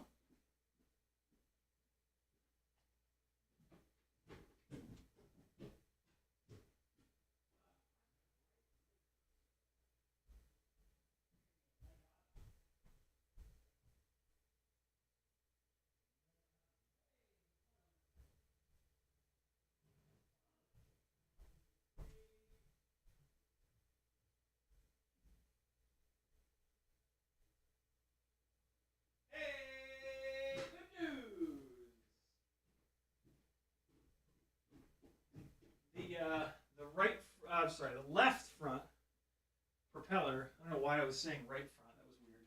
The left front propeller just came off. So we'll just throw it back on just for now. But down the road, I will fix that. The fix for that, my favorite fix for that, is to take a pair of really sharp tipped tweezers. Jesus, my right hip is in pain. I'm gonna have to have a hipotomy.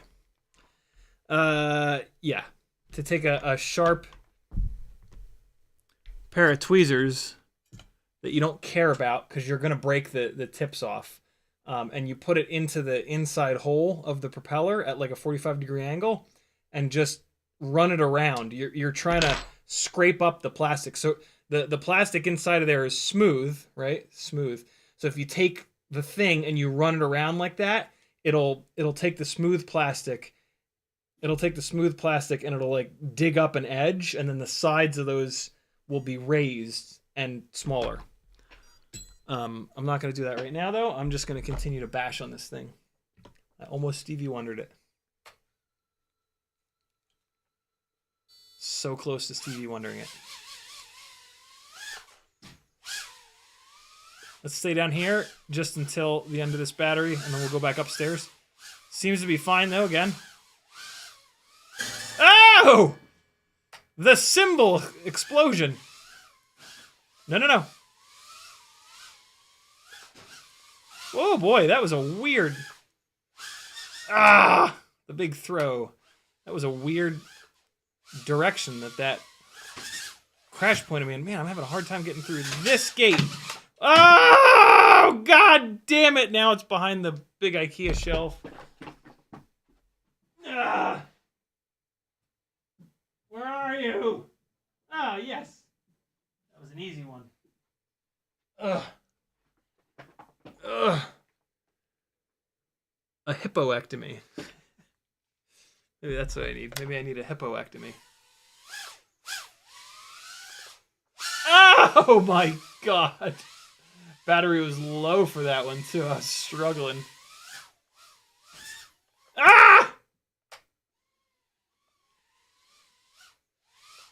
This battery's done.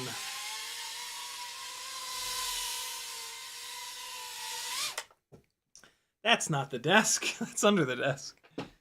Ah! Yeah, man. This frame is holding up really well. Let's see if I can get this battery unplugged. I think I have it figured out. I think you just need like a fingernail. You need to not chew off your middle fingernail, and then you can dig it under the battery where it gets to the connector. It seems to work pretty well. Still looking fine. You know what I can do now that I have this fully built with the production frame in it? I can give it that same little. Oh my god, what is happening? Leg. Why? Like my leg is not asleep. It's just like out. What is this? What is this here? My hip. I think yeah, my hip is all hipped up. I can do this little test. What if I cross my leg? I think I just need to stretch. I need to start doing yoga again. That's really what it is. It felt so good when I had a nice daily yoga practice. We could do this little twisty test between it now that they're both assembled. So this is the Meteor 65 Air frame, and it's very twisty. All right, trying to just judge the twistiness. Okay, and then oh, I think it's more twisty.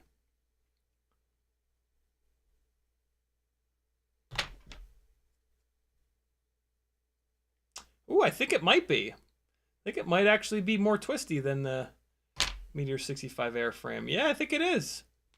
Wow, that makes me really want to do an Ultimate Freestyle Tiny Whoop build in the new Cockroach frame. Because, yeah, it's not a fair comparison in terms of PID loop performance when this has a different AIO, different motors, different canopy, different all-up weight. So, yeah, I might do that. My dad actually offered. He offered to do a to sponsor a little Ultimate Freestyle Tiny Whoop build so that I have two completely identical. I kind of have two that are completely identical, but they've actually grown apart a little bit. No, they haven't. They just have different motors. They are. Well, I guess one of them has peak screws and the other one doesn't. But yeah, this one with the Weebleed 0702 32,500s is really, really, really similar to the Tiny Whoop one in all the clear stuff, which is why he last time we talked, he offered that, and I was like, "Ooh, that's a cool idea." And then I started thinking about it. I was like, "Ooh, does it make sense to have another kind of identical build?" So I'm not totally sure. Still thinking about it, but like I can pull this one and swap the frame on the. Actually, I guess I would swap the frame on the other one because it's already clear. So I guess that's what I would do is leave this one alone. But see, the problem is I think they have different gyros. We'll figure that out in the future. That'll be another. Oh yeah, okay. Feels a little bit better now that I just kind of stretched it out. Everything is tight, man. Everything's tight, but not in the good way. Tight in the bad way. 450. Good lord, where's the time gone? I missed anything in chat? 3.75. Good to go. What did I miss in chat? I've missed all kinds of shit in chat. Espander says you can set 3 different OSD profiles on a switch and have full OSD with only voltage, completely empty OSD with only warnings enabled, so when voltage is low, you'll see it. Is this you trolling me, Espander? Because that's what I've done. That's what I realized forever ago, and I've shown you guys a dozen times or so how to do that. So I think you might be trolling me, or you might have missed every single time that I've showed you guys that setup. Either or, it's fine. You're allowed to troll me, as long as you troll me with good information, like Espander. Take Espander's approach to trolling and troll people with good information, not you're a dick face. CMYK says, do you have a use for your old ragged out batteries, LED power bank, bench batteries? 5-inch big batteries I save to do like an on-the-go field charger. You plug them all into a parallel board, and then you run that parallel board as the voltage into a charger. And then all the clapped out batteries can be a power bank. Just make sure they're not like physically damaged and catch on fire. Other than that, I just kind of get rid of them. Denzel the Terrible says, dust off your face smacking shovel. 22 people here haven't hit the like button yet. Yeah, hit the like button, friends. It doesn't cost you anything. CMYK says, I put a sliver of the CiottiFPV grips on my connector before applying the shrink wrap. That's a cool idea. Also gives me some grip when it's sweaty outside. That's a really good idea. And all right, now we're caught up. No, not caught up yet, but at least I'm on the front page. Ah! That does not look recoverable. I don't know where that is. Where is it? That's some sort of fabric? Where is it? What the hell? Ah! Hip pain. Where are you, little guy? Oh, God, it's inside the coffee table. How'd you get over there?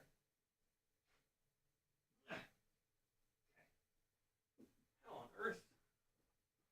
Ugh! Ugh! Set this back up real quick, and... okay. Testing shall continue. Oh, God! Let's play Guess the Crash Site, Denzel says. Here we go!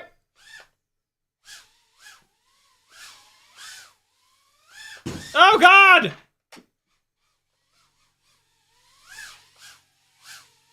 Got that shit rearmed with the quickness. What you know about that? More hard hits upstairs. Easy. Ah! That was not a hard hit. That was a couch hit. I thought I could cut that corner a little bit tight. Oh, we backed it into the wall. Oh, that was pretty cool. Little tiny bit of prop wash there. Look how well it's doing up here, though. You know, I'm putting it into, like, really weird aerodynamic situations, and it's handling them completely fine. I went through the railing.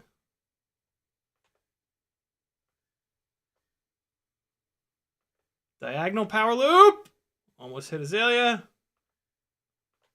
Almost doesn't count, though. There's a good one.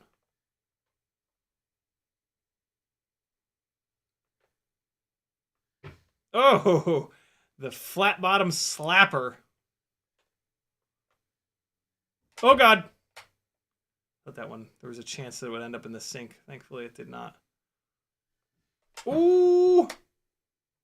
Make sure I didn't just kill this plant. Nah, it's good. Plant dive. Here we go. Diagonal. Just avoiding the fan support. Diagonal. Oh, big chunk of prop wash there. Looks like the battery is dying, though. The battery is at 43. I don't know what 43 means, but... Oh. Oh. Oh, that's not good. Oh, that's never good. All right, let's see what we did. Oh, boy. Oh, boy. It didn't even go to static and my goggles just turned off. I don't even know where it is. Shit. Where are you, little buddy? Hey, there he is.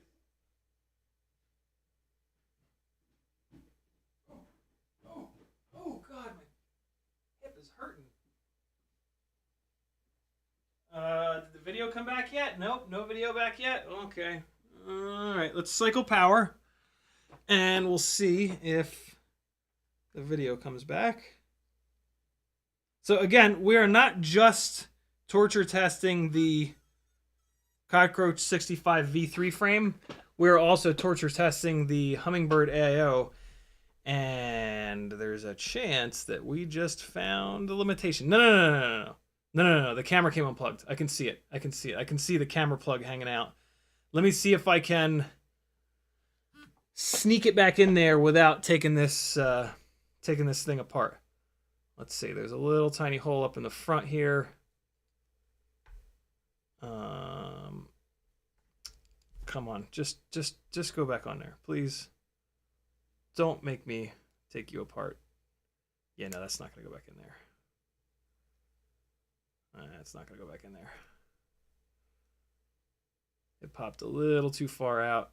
Well, maybe. Hold on. I got it. Oh my god, I'm a genius! Oh my god, I can't believe I just got that. Okay, cool. Let me move these camera wires off to the other side. That might keep that from happening in the future. That would be an easy fix. Just put a little tiny blob of glue on there. That would not happen again. That's an easy one. But for right now, hold on. I'm just moving this. I know you guys can't see anything, but there's really nothing to see. I'm just sitting here with a fucking screwdriver poking and prodding. All right. I pushed the camera wires over a little bit. That might help. Let's make sure it comes back on and continue the abuse. Do we have video? We have video! And the battery was not that low. It's still at 3.68. I heard the noise. Steve-O with a $2 super chat. Thank you, Steve-O. Love your love when you hurt yourself. Brings a joy to my heart. Not that Steve-O? Oh, okay. What if it was? What if the real Steve-O was here? Doing a $2 super chat. Okay. Simon says, good job, dogs. We got that. Gertjan says, FPR a starter, 4,800 on 3. So we talked about that one already. Hockey Round says, a little better since you wiped it. All right, that's good. CMYK says, just noticed the shirt, a little nice. Yeah. Shirt of the day is from CMYK. This was, I'm on the wrong side. This was a Sticker Mule shirt purchase. Here we go. More abuse. Goggles are on. Oh, fart.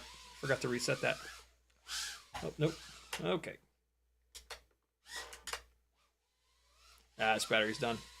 3.4. Hey. Okay. Couple more batteries, and I'm pretty impressed so far, man. I mean, I have hammered this thing way hard. Look, maybe I think harder, but I've hammered this just as hard as all of the other frames that have broken. I'm actually really happy with this after the crashes that have occurred so far today. I think this frame is going to be plenty durable, but we will keep going because there's a chance that like every single crash that has happened so far was like just perfect and didn't stress it out in like the weird spot where it just happens to have a weak point.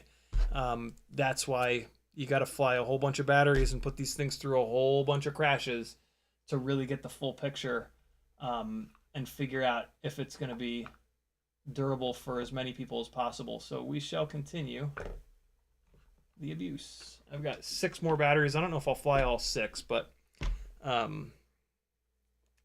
we will keep going. Fart. Here we go. Reloader says, I thought that was a hippoectomy. Safe Zone says, what's going on? Espander says, no trolling. Just seemed like you're turning off your...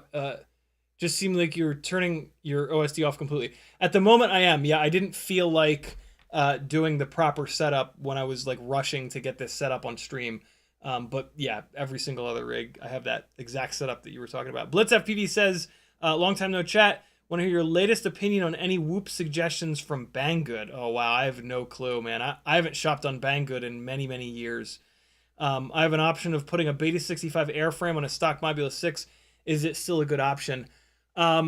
It sort of depends. I have a couple of videos reviewing the Meteor 65 airframe, the long and short of it is that you're gonna have to bring your PIDs down a little bit with that frame, but it is significantly lighter. So as long as, I mean, look, it's like a $4 frame, so just get it and try it. Like, why wouldn't you? But it's not like the perfect frame for everyone. There's still a lot to be said about the old school Meteor 65 frame. So get them both and try them for yourself.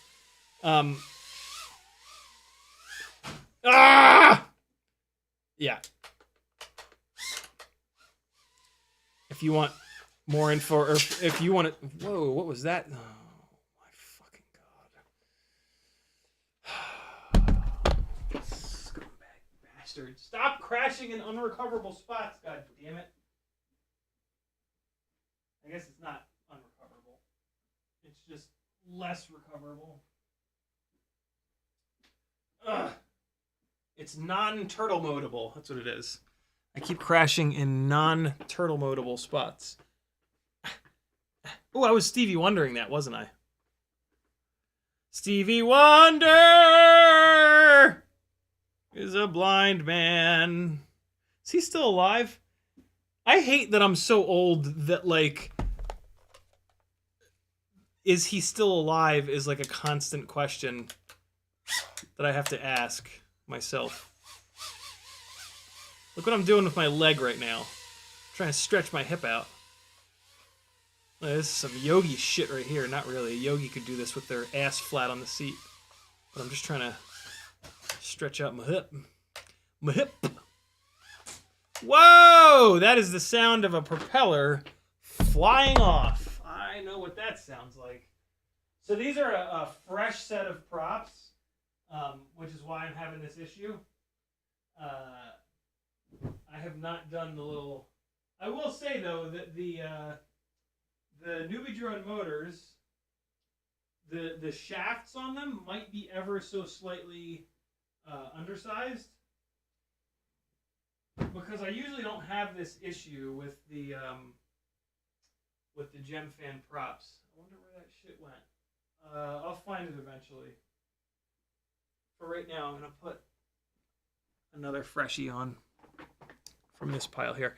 Yeah, these props will get fixed, but I'll have to do that little trick, and I just don't feel like doing it right now. So let's just put another one on here. Eventually, that one that just flew off will drive itself into my foot, causing much cursing and screaming and peeing my pants. There was a time where the motors that we had wouldn't make enough power to even pull these props off. So, you know, it's a good thing. Good thing that these props fly off like this. Ah!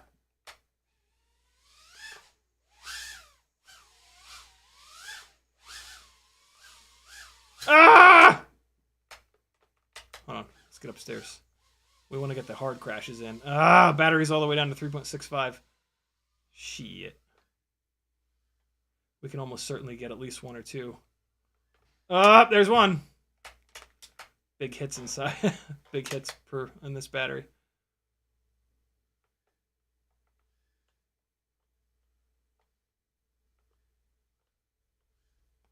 What else we got? What else can we do in here? Yeah.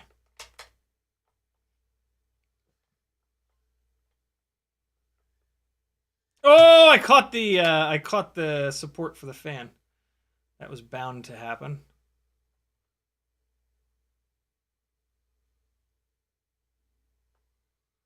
So this is all on 25 milliwatts. A big complaint of the Hummingbird AIO that I hear from other people is, it's only 25 milliwatts. Meh. I mean, I run all of my rigs at 25 because when I go above 25, I get more multipathing. And, like, I swear they perform better on 25. So, yeah. The fact that the Hummingbird V3 only goes to 25 is not a problem for me at all. There were a couple big bangs on that one. Let's take a look again. But I mean, I can usually tell it'll start to fly bad if you break the frame, so it's usually pretty obvious. And yeah, we're totally golden. And man, the propellers, the tips of the propellers are not getting all mangled like they do on every single other rig. So these ducts are definitely a little bit lower, which is awesome. God, I've been asking for that for or the newbie drone motors might sit a little bit higher. It could technically be that. I can't tell. There's really no way to tell. I'll be able to tell if I put one of these frames onto the Ultimate rig with the motors that I'm used to running. But let's do at least one more battery. It's 507. Let's do one more. We'll do one more battery. That will have been 5, 6, 7, maybe 8 batteries. 7 to 8 batteries of explosions and bashing and thrashing. And that's pretty good. That is longer than some of these other new frames have been able to survive. So I feel pretty good about that. And I mean, like, there is no damage on this frame. There's no weird like fold mark like we got on the Meteor 65 Air frame. There's nothing. This frame looks spotless. Oh boy, that was an uncommanded little little left side drop down. That was weird. Okay, let's get a full battery upstairs and try to ruin this.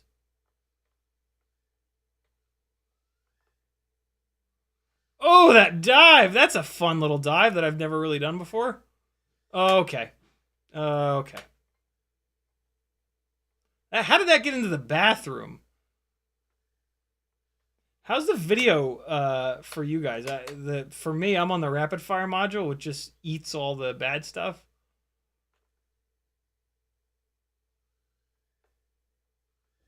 Ooh. Where the hell is that? Oh, it's between the... Yeah. That's where that was.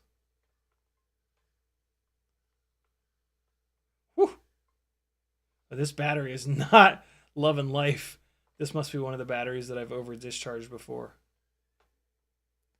Oh, shit, son. Oh. Pop us on orbit.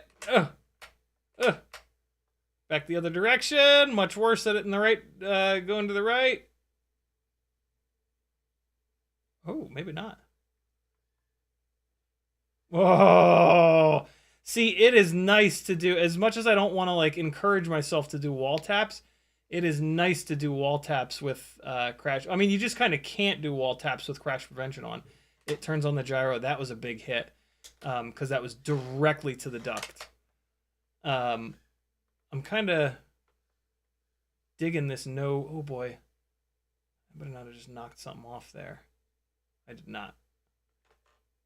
Fan avoidance. Oh, I think I just clipped the fan. Did I?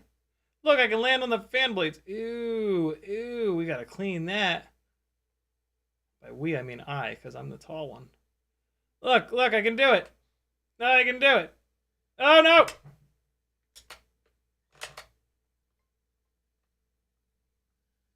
Oh, boy. Oh, boy. Oh, boy.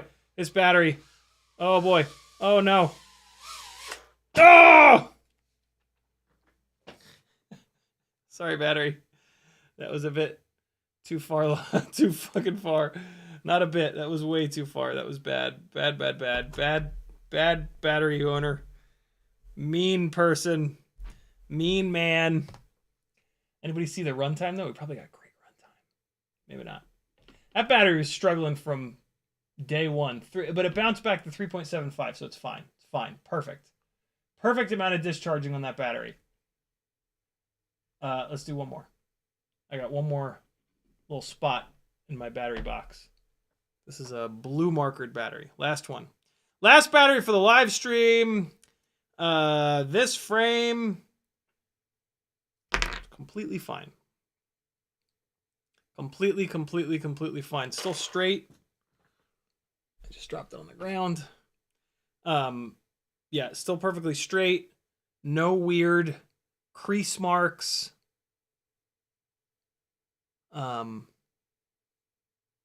Yeah. Impressive. Most impressive. And I mean, the PIDs did not have to be changed, and that's pretty good. But like I said, in terms of like PID loop performance, I'm gonna wait and I'm gonna compare this to an Ultimate Freestyle Tiny Whoop setup, because realistically, that's what this needs to be compared to. For fairness, what's that? On that first, that's twice in a row that on first arm, it has a little moment of weirdness. I don't know what that is about. But it goes away right away, and then it's completely fine. So, I don't know. Kind of don't care.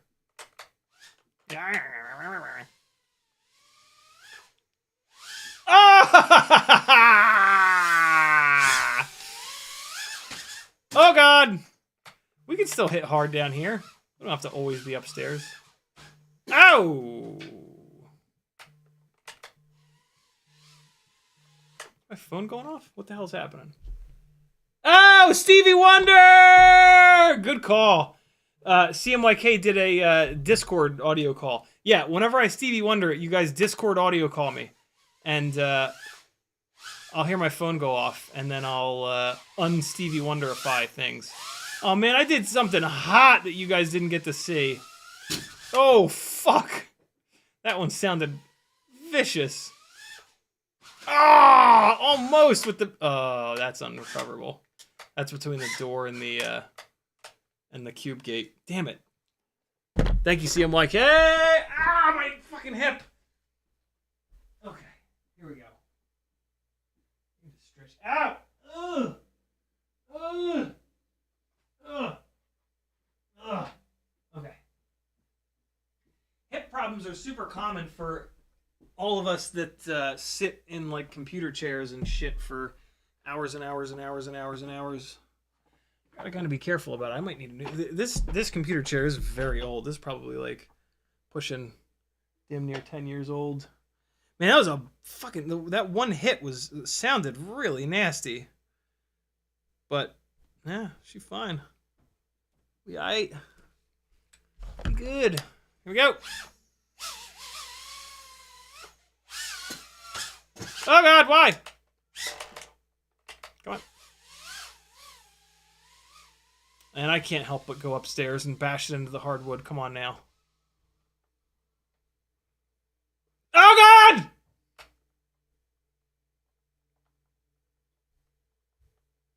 I hit Azalea in the leg. Ah! Ah! She kicked me! Yay! I'm trying to get inside the... I wanted to get inside the freezer. Damn it!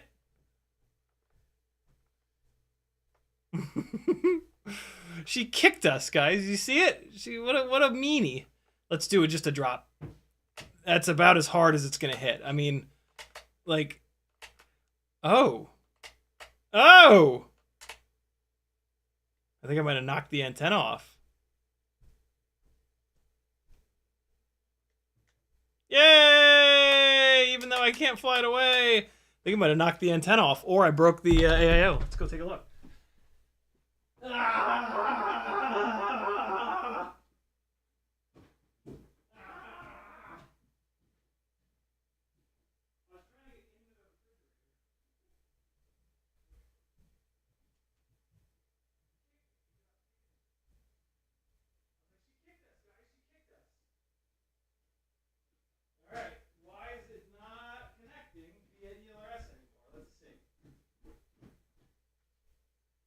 Okay, let's see what the hell's happening. If the antenna popped off, it should have reconnected now that I've come back into this room. So let's just cycle the power. Let's just cycle the power and see what happens.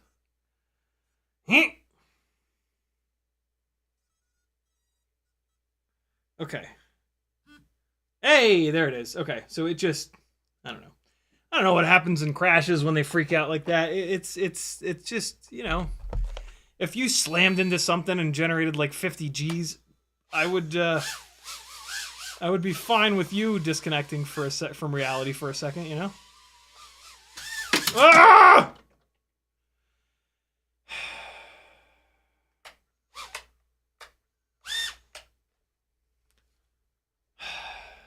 LL, huh? LL. Okay. Okay, LL. Where you at, LL?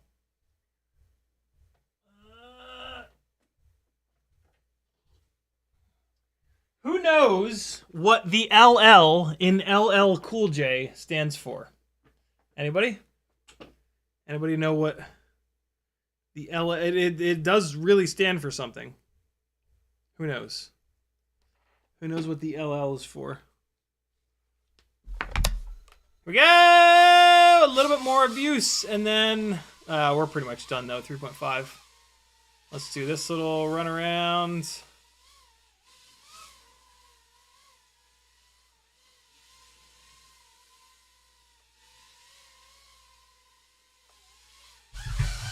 Oh god. Oh, that was a nice little recovery. Nothing wrong with that. LL Cool J. What's the LL stand for? No one will know. You guys won't know. Living large? Nope. Ladies love Ramdonko. Oh no, Danzilla got it. Ladies love Cool James. Yep, that's what it stands for. Ladies love Cool James. Damn, yo. All right, newbie drone. They told me I wouldn't be able to break it. They were right. I'll keep trying. You know, we're not even at the 10 battery mark yet, but I mean, that one power loop, I just centered the sticks, and when it was pointing straight down like this, I just let it hammer. And I mean, so that and those ceilings up there are like, I don't know, 20 feet, 25 feet. So that last hit where the ELRS disconnected, I'm never gonna hit it that hard. Like that is full stank-a-lot-of-puss to the hardwood, and there's not a mark on it.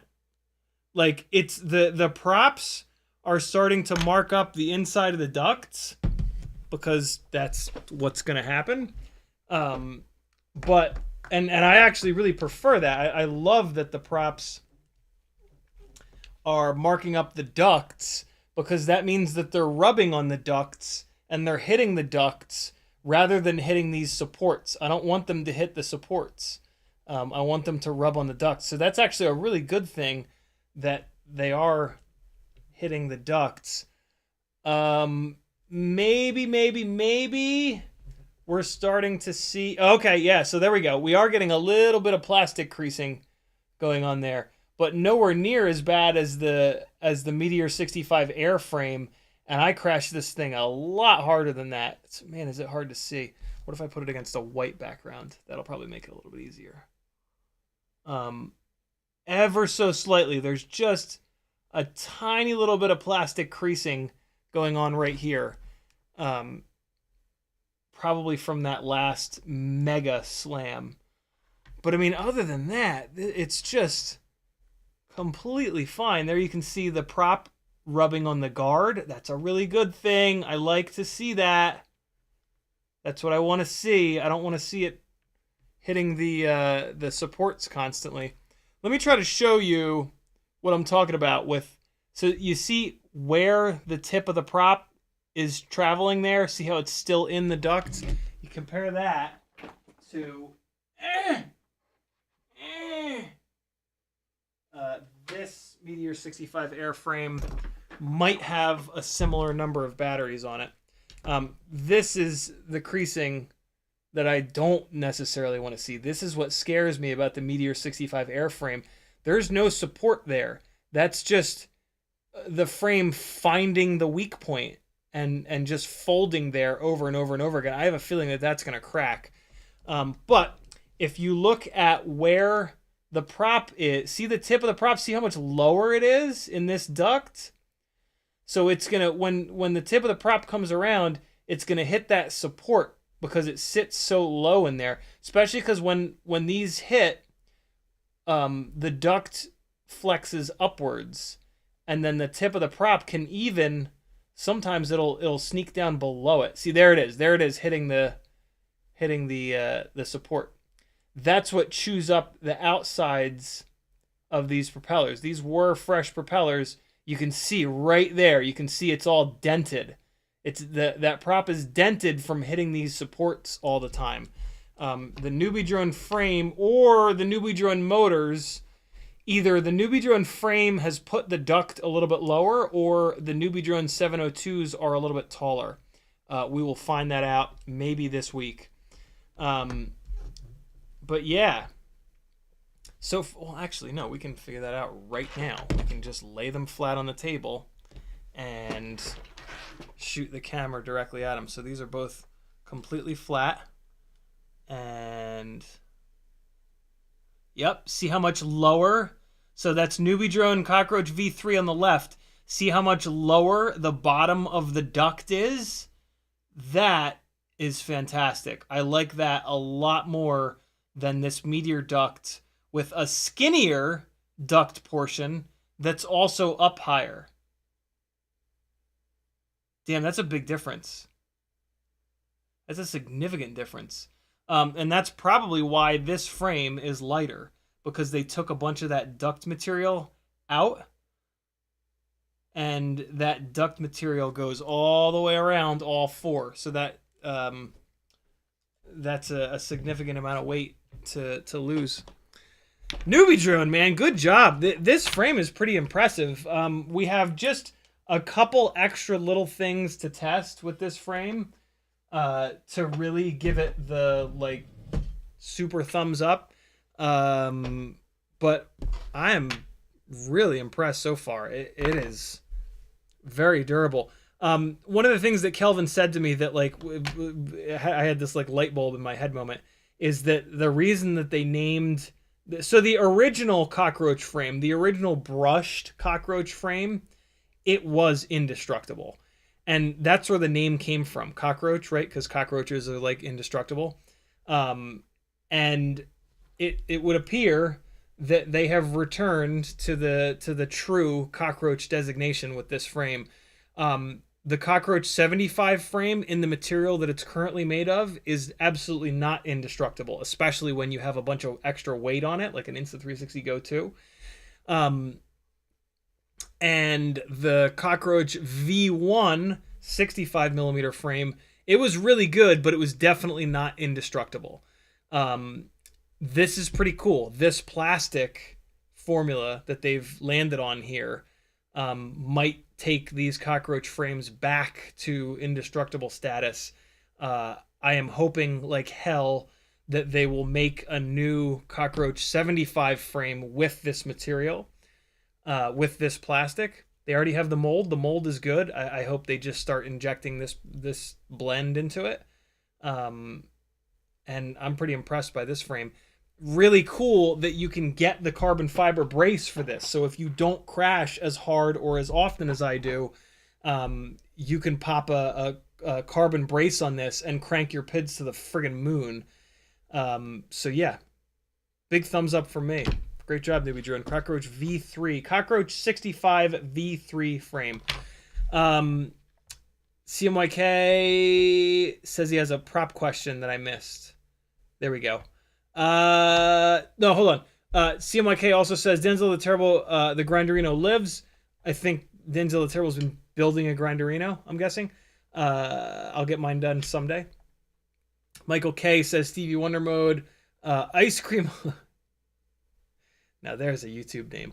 Ice Cream Hoagie says on my second, I'm on my second DOA Diamond F4 flight controller, bad VTX, put walk snail on it, flies like a boat. So I made it a 75, then had ESC problems. Should I throw everything in the ocean?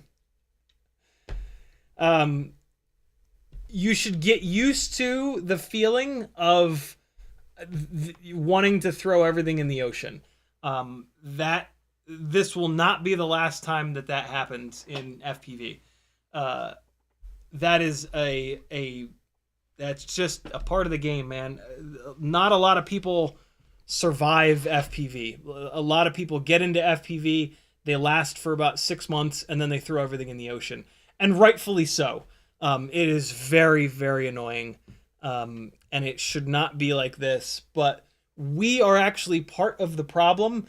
We have bought more of the cheap stuff than the expensive stuff, and the manufacturers have noticed, and so they make cheap stuff more than they make expensive, tested, quality controlled stuff. So we are mainly to blame for this. But that it makes sense that we would want cheap stuff because we smash these things into brick walls and whatnot. So it's, you know, we're not doing it like maliciously. We're just doing it out of self-preservation. You know, look, maybe throw everything in the ocean. When somebody totally green sees me flying or just contacts me and is like, hey, I want to get into FPV, I shit you not, the first question I ask them is how stubborn they are. And if they're not like, I'm the most stubborn person on earth, I'm just like, it ain't for you. It's not for you. I'm sorry that it's not, because it is amazing. But if you're not super, super, super stubborn, FPV is not for you. So really think about that and be really honest with yourself, because if you stay in it, you're going to spend a bunch more money. And yeah, you can sell stuff and get half your money back, but if you're not stubborn enough, you're not going to make it. So really think about that. All that being said, I want everyone to stay in FPV, because if you're stubborn enough and if you can get through it, it's fucking magic. Like, if you can put like a year or two in and get good at flying, it is absolutely worth it, because to fly these things with a skill level high enough to where you're not thinking about flying, you just are actually flying, if that makes sense, is really worth all of the frustration. But it takes a while. It takes a long time for you to build enough muscle memory where you're not thinking about the sticks, you're not thinking about where the power lines are, you're not thinking about where the tree was, you're not thinking about, you know, what if somebody walks up on me? It takes a while for that to happen. And all through that process, it's not nearly as magic as once you've gotten to that point, where you've like gotten pretty good. So yeah, that's a tough question. I cannot answer that question because I don't know you.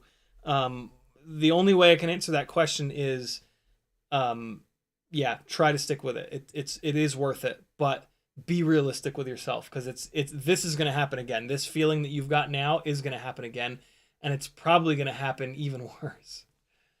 Oh, Riot9, you fucker. Riot9 just posted something in Discord that's just absurd. So yeah, be realistic with yourself. If you think maybe you're stubborn enough, stick with it, because it's worth it. It's absolutely worth it. Burgers, there you go. Post more pictures of burgers, right? Jesus Christ.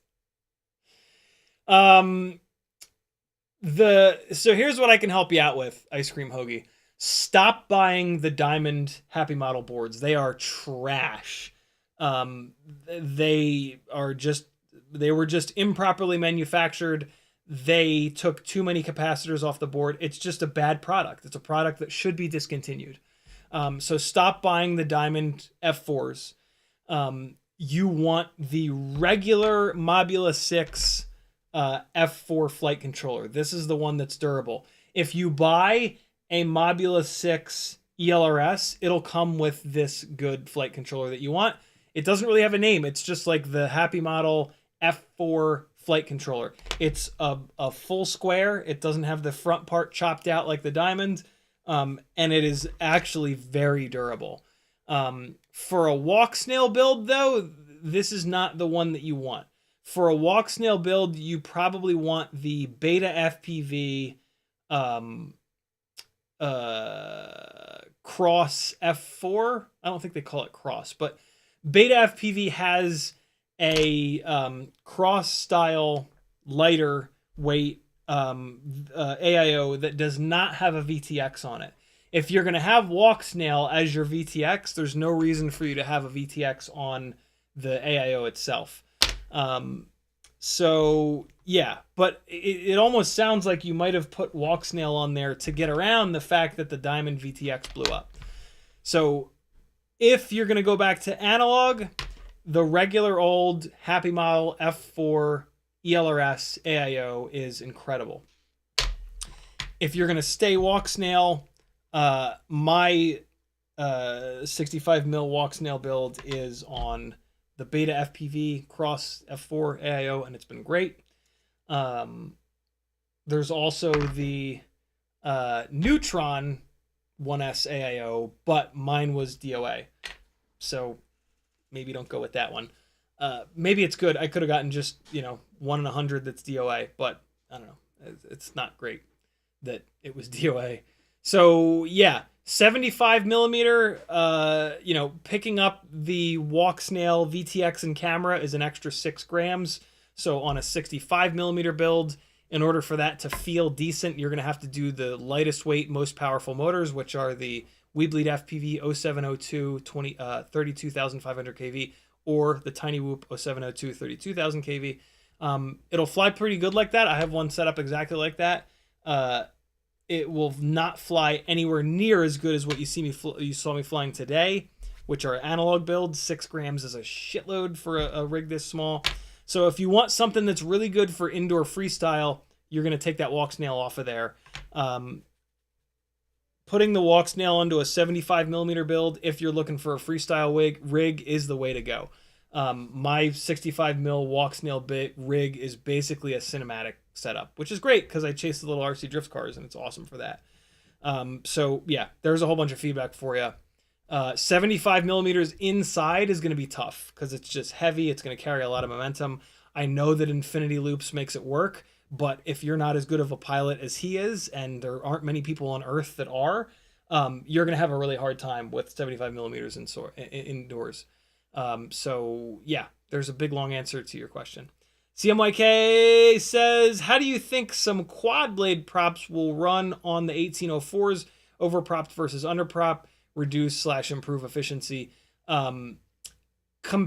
Like quad blade. So if you take a tri-blade and a quad blade that are the exact same propeller, same blade profile, same pitch, same everything, the quad blades will always be less efficient and potentially have more power, but not necessarily. It depends on if they're overpropped or underpropped.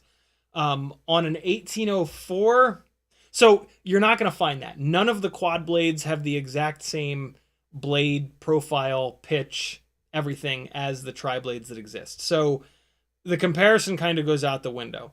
Buy all the props and try them. There aren't enough 3-inch propellers that it'll cost you very much to buy them all. So just buy them all and try them, which you kind of have to do anyway because every single different motor is going to act a little bit differently. I have some experience, a good amount of experience with 1804s.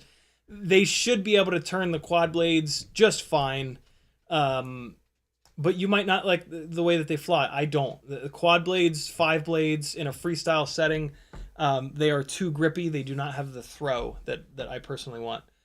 So I just don't like the way that they fly, but maybe you will, which is another reason why you just want to buy them all. But yeah, 1804s definitely have enough stator volume for a lower pitch quad blade propeller. That I can say for a fact. So yeah, although it does depend. If there's a really pitchy quad blade, they might not have enough volume. And then Denzel the Terrible says, the word you're looking for is discombobulated. He also says, ladies love Cool James. And then CMYK is pointing out a question from Stevo. Stevo says, what goggles are those? These are OG Fat Shark HD3s, old school. but they work totally fine, and they, in my opinion, give me all of the same information that I need as a pilot as any of the goggles with the OLED screens. You can argue that the OLED screens look better, but I'm not going to pay a bunch of money just for it to look better. I want the goggles to display like the information that I need. I don't necessarily need them to look good. I'm not in the goggles to, sounds terrible to say this, but like I'm not really in the goggles to have a great flight experience. I'm in the goggles to fly as good as possible, and for in most cases for the HD camera that the rig is carrying to record the best possible flight footage. So for me, saving money on not buying a set of the OLED goggles, I can spend that money on a better HD camera, on another rig, on more stuff to test, things like that. So for me, it hasn't really made any sense to change goggles from these HD3s that I bought when I lived in Charleston 6 years ago. I bought these when they were brand new, and I haven't changed ever since. So, and yeah, I just can't justify changing because these do everything that I need them to. So there's that. I'm as realistic as possible with spending money. And if there's not going to be like a performance increase, a lot of times I won't do it, even if it'll look better or, make me happier when I'm flying. Although I've tried the OLED goggles and I don't know if I necessarily like them. I feel like I don't know. They're almost like too sharp in some weird way. I don't know. Maybe not. Could just be making up excuses to why my goggles are better. Although last time me and Patrick were swapping goggles back and forth because he has HDO2s, he actually agreed with me that my goggles looked better than his HDO2s. So that was kind of interesting.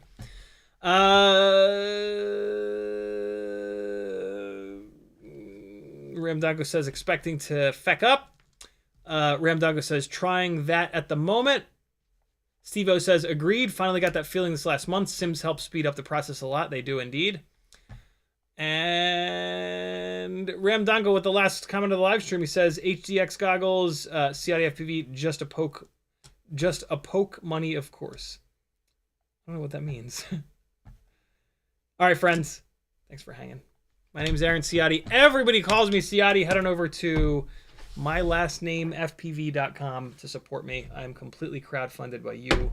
Lovely, generous, amazing people. Join my Patreon. Buy yourself something nice from Etsy or Fiverr or Teespring. Hit those affiliate links, and we'll keep making this show together forever. See you on Monday night. That's tomorrow night, 10 o'clock Eastern. We will do something. Maybe we'll do a little bit more work on the Grinderino. You never know. Here comes some more. Hey, by the way, beginning of the live stream was some Mavic flying. Isn't that weird? Here comes some more Mavic flying. Isn't that weird? Let's find a really soothing song to put along with it. That's not it. That's not it either. That's not it either. This is it.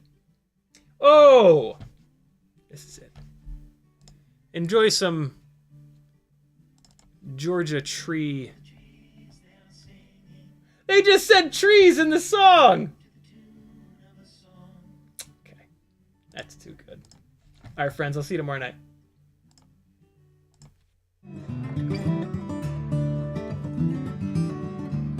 The trees, they are singing to the tune of a song, and the wind is gently ringing the bell that brings the morning, welcome of the dawn.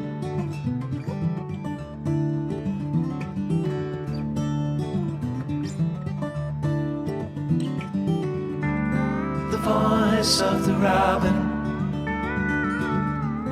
the call of the dove, the red leaves are falling, the barn owl is calling, the welcome of the dawn.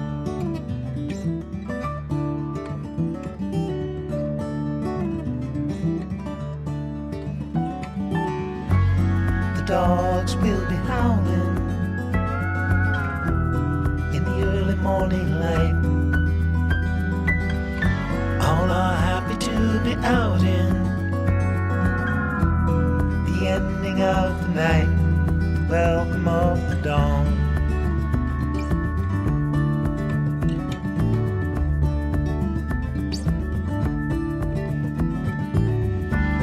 The nights are turning colder, soon the falling of the frost. Soon the summer will be over. You feel the change is closer at the welcome of the dawn.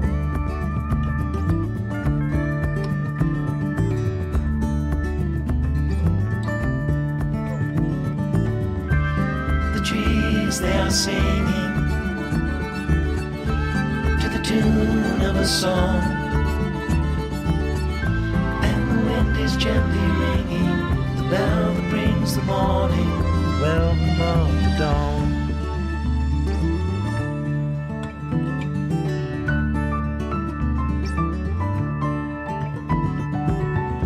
Though the warm days are over, they are not forever gone. Like the dust brings the night, the summer brings the fall. It won't be long till harvest comes. Morning brings the welcome of the dawn.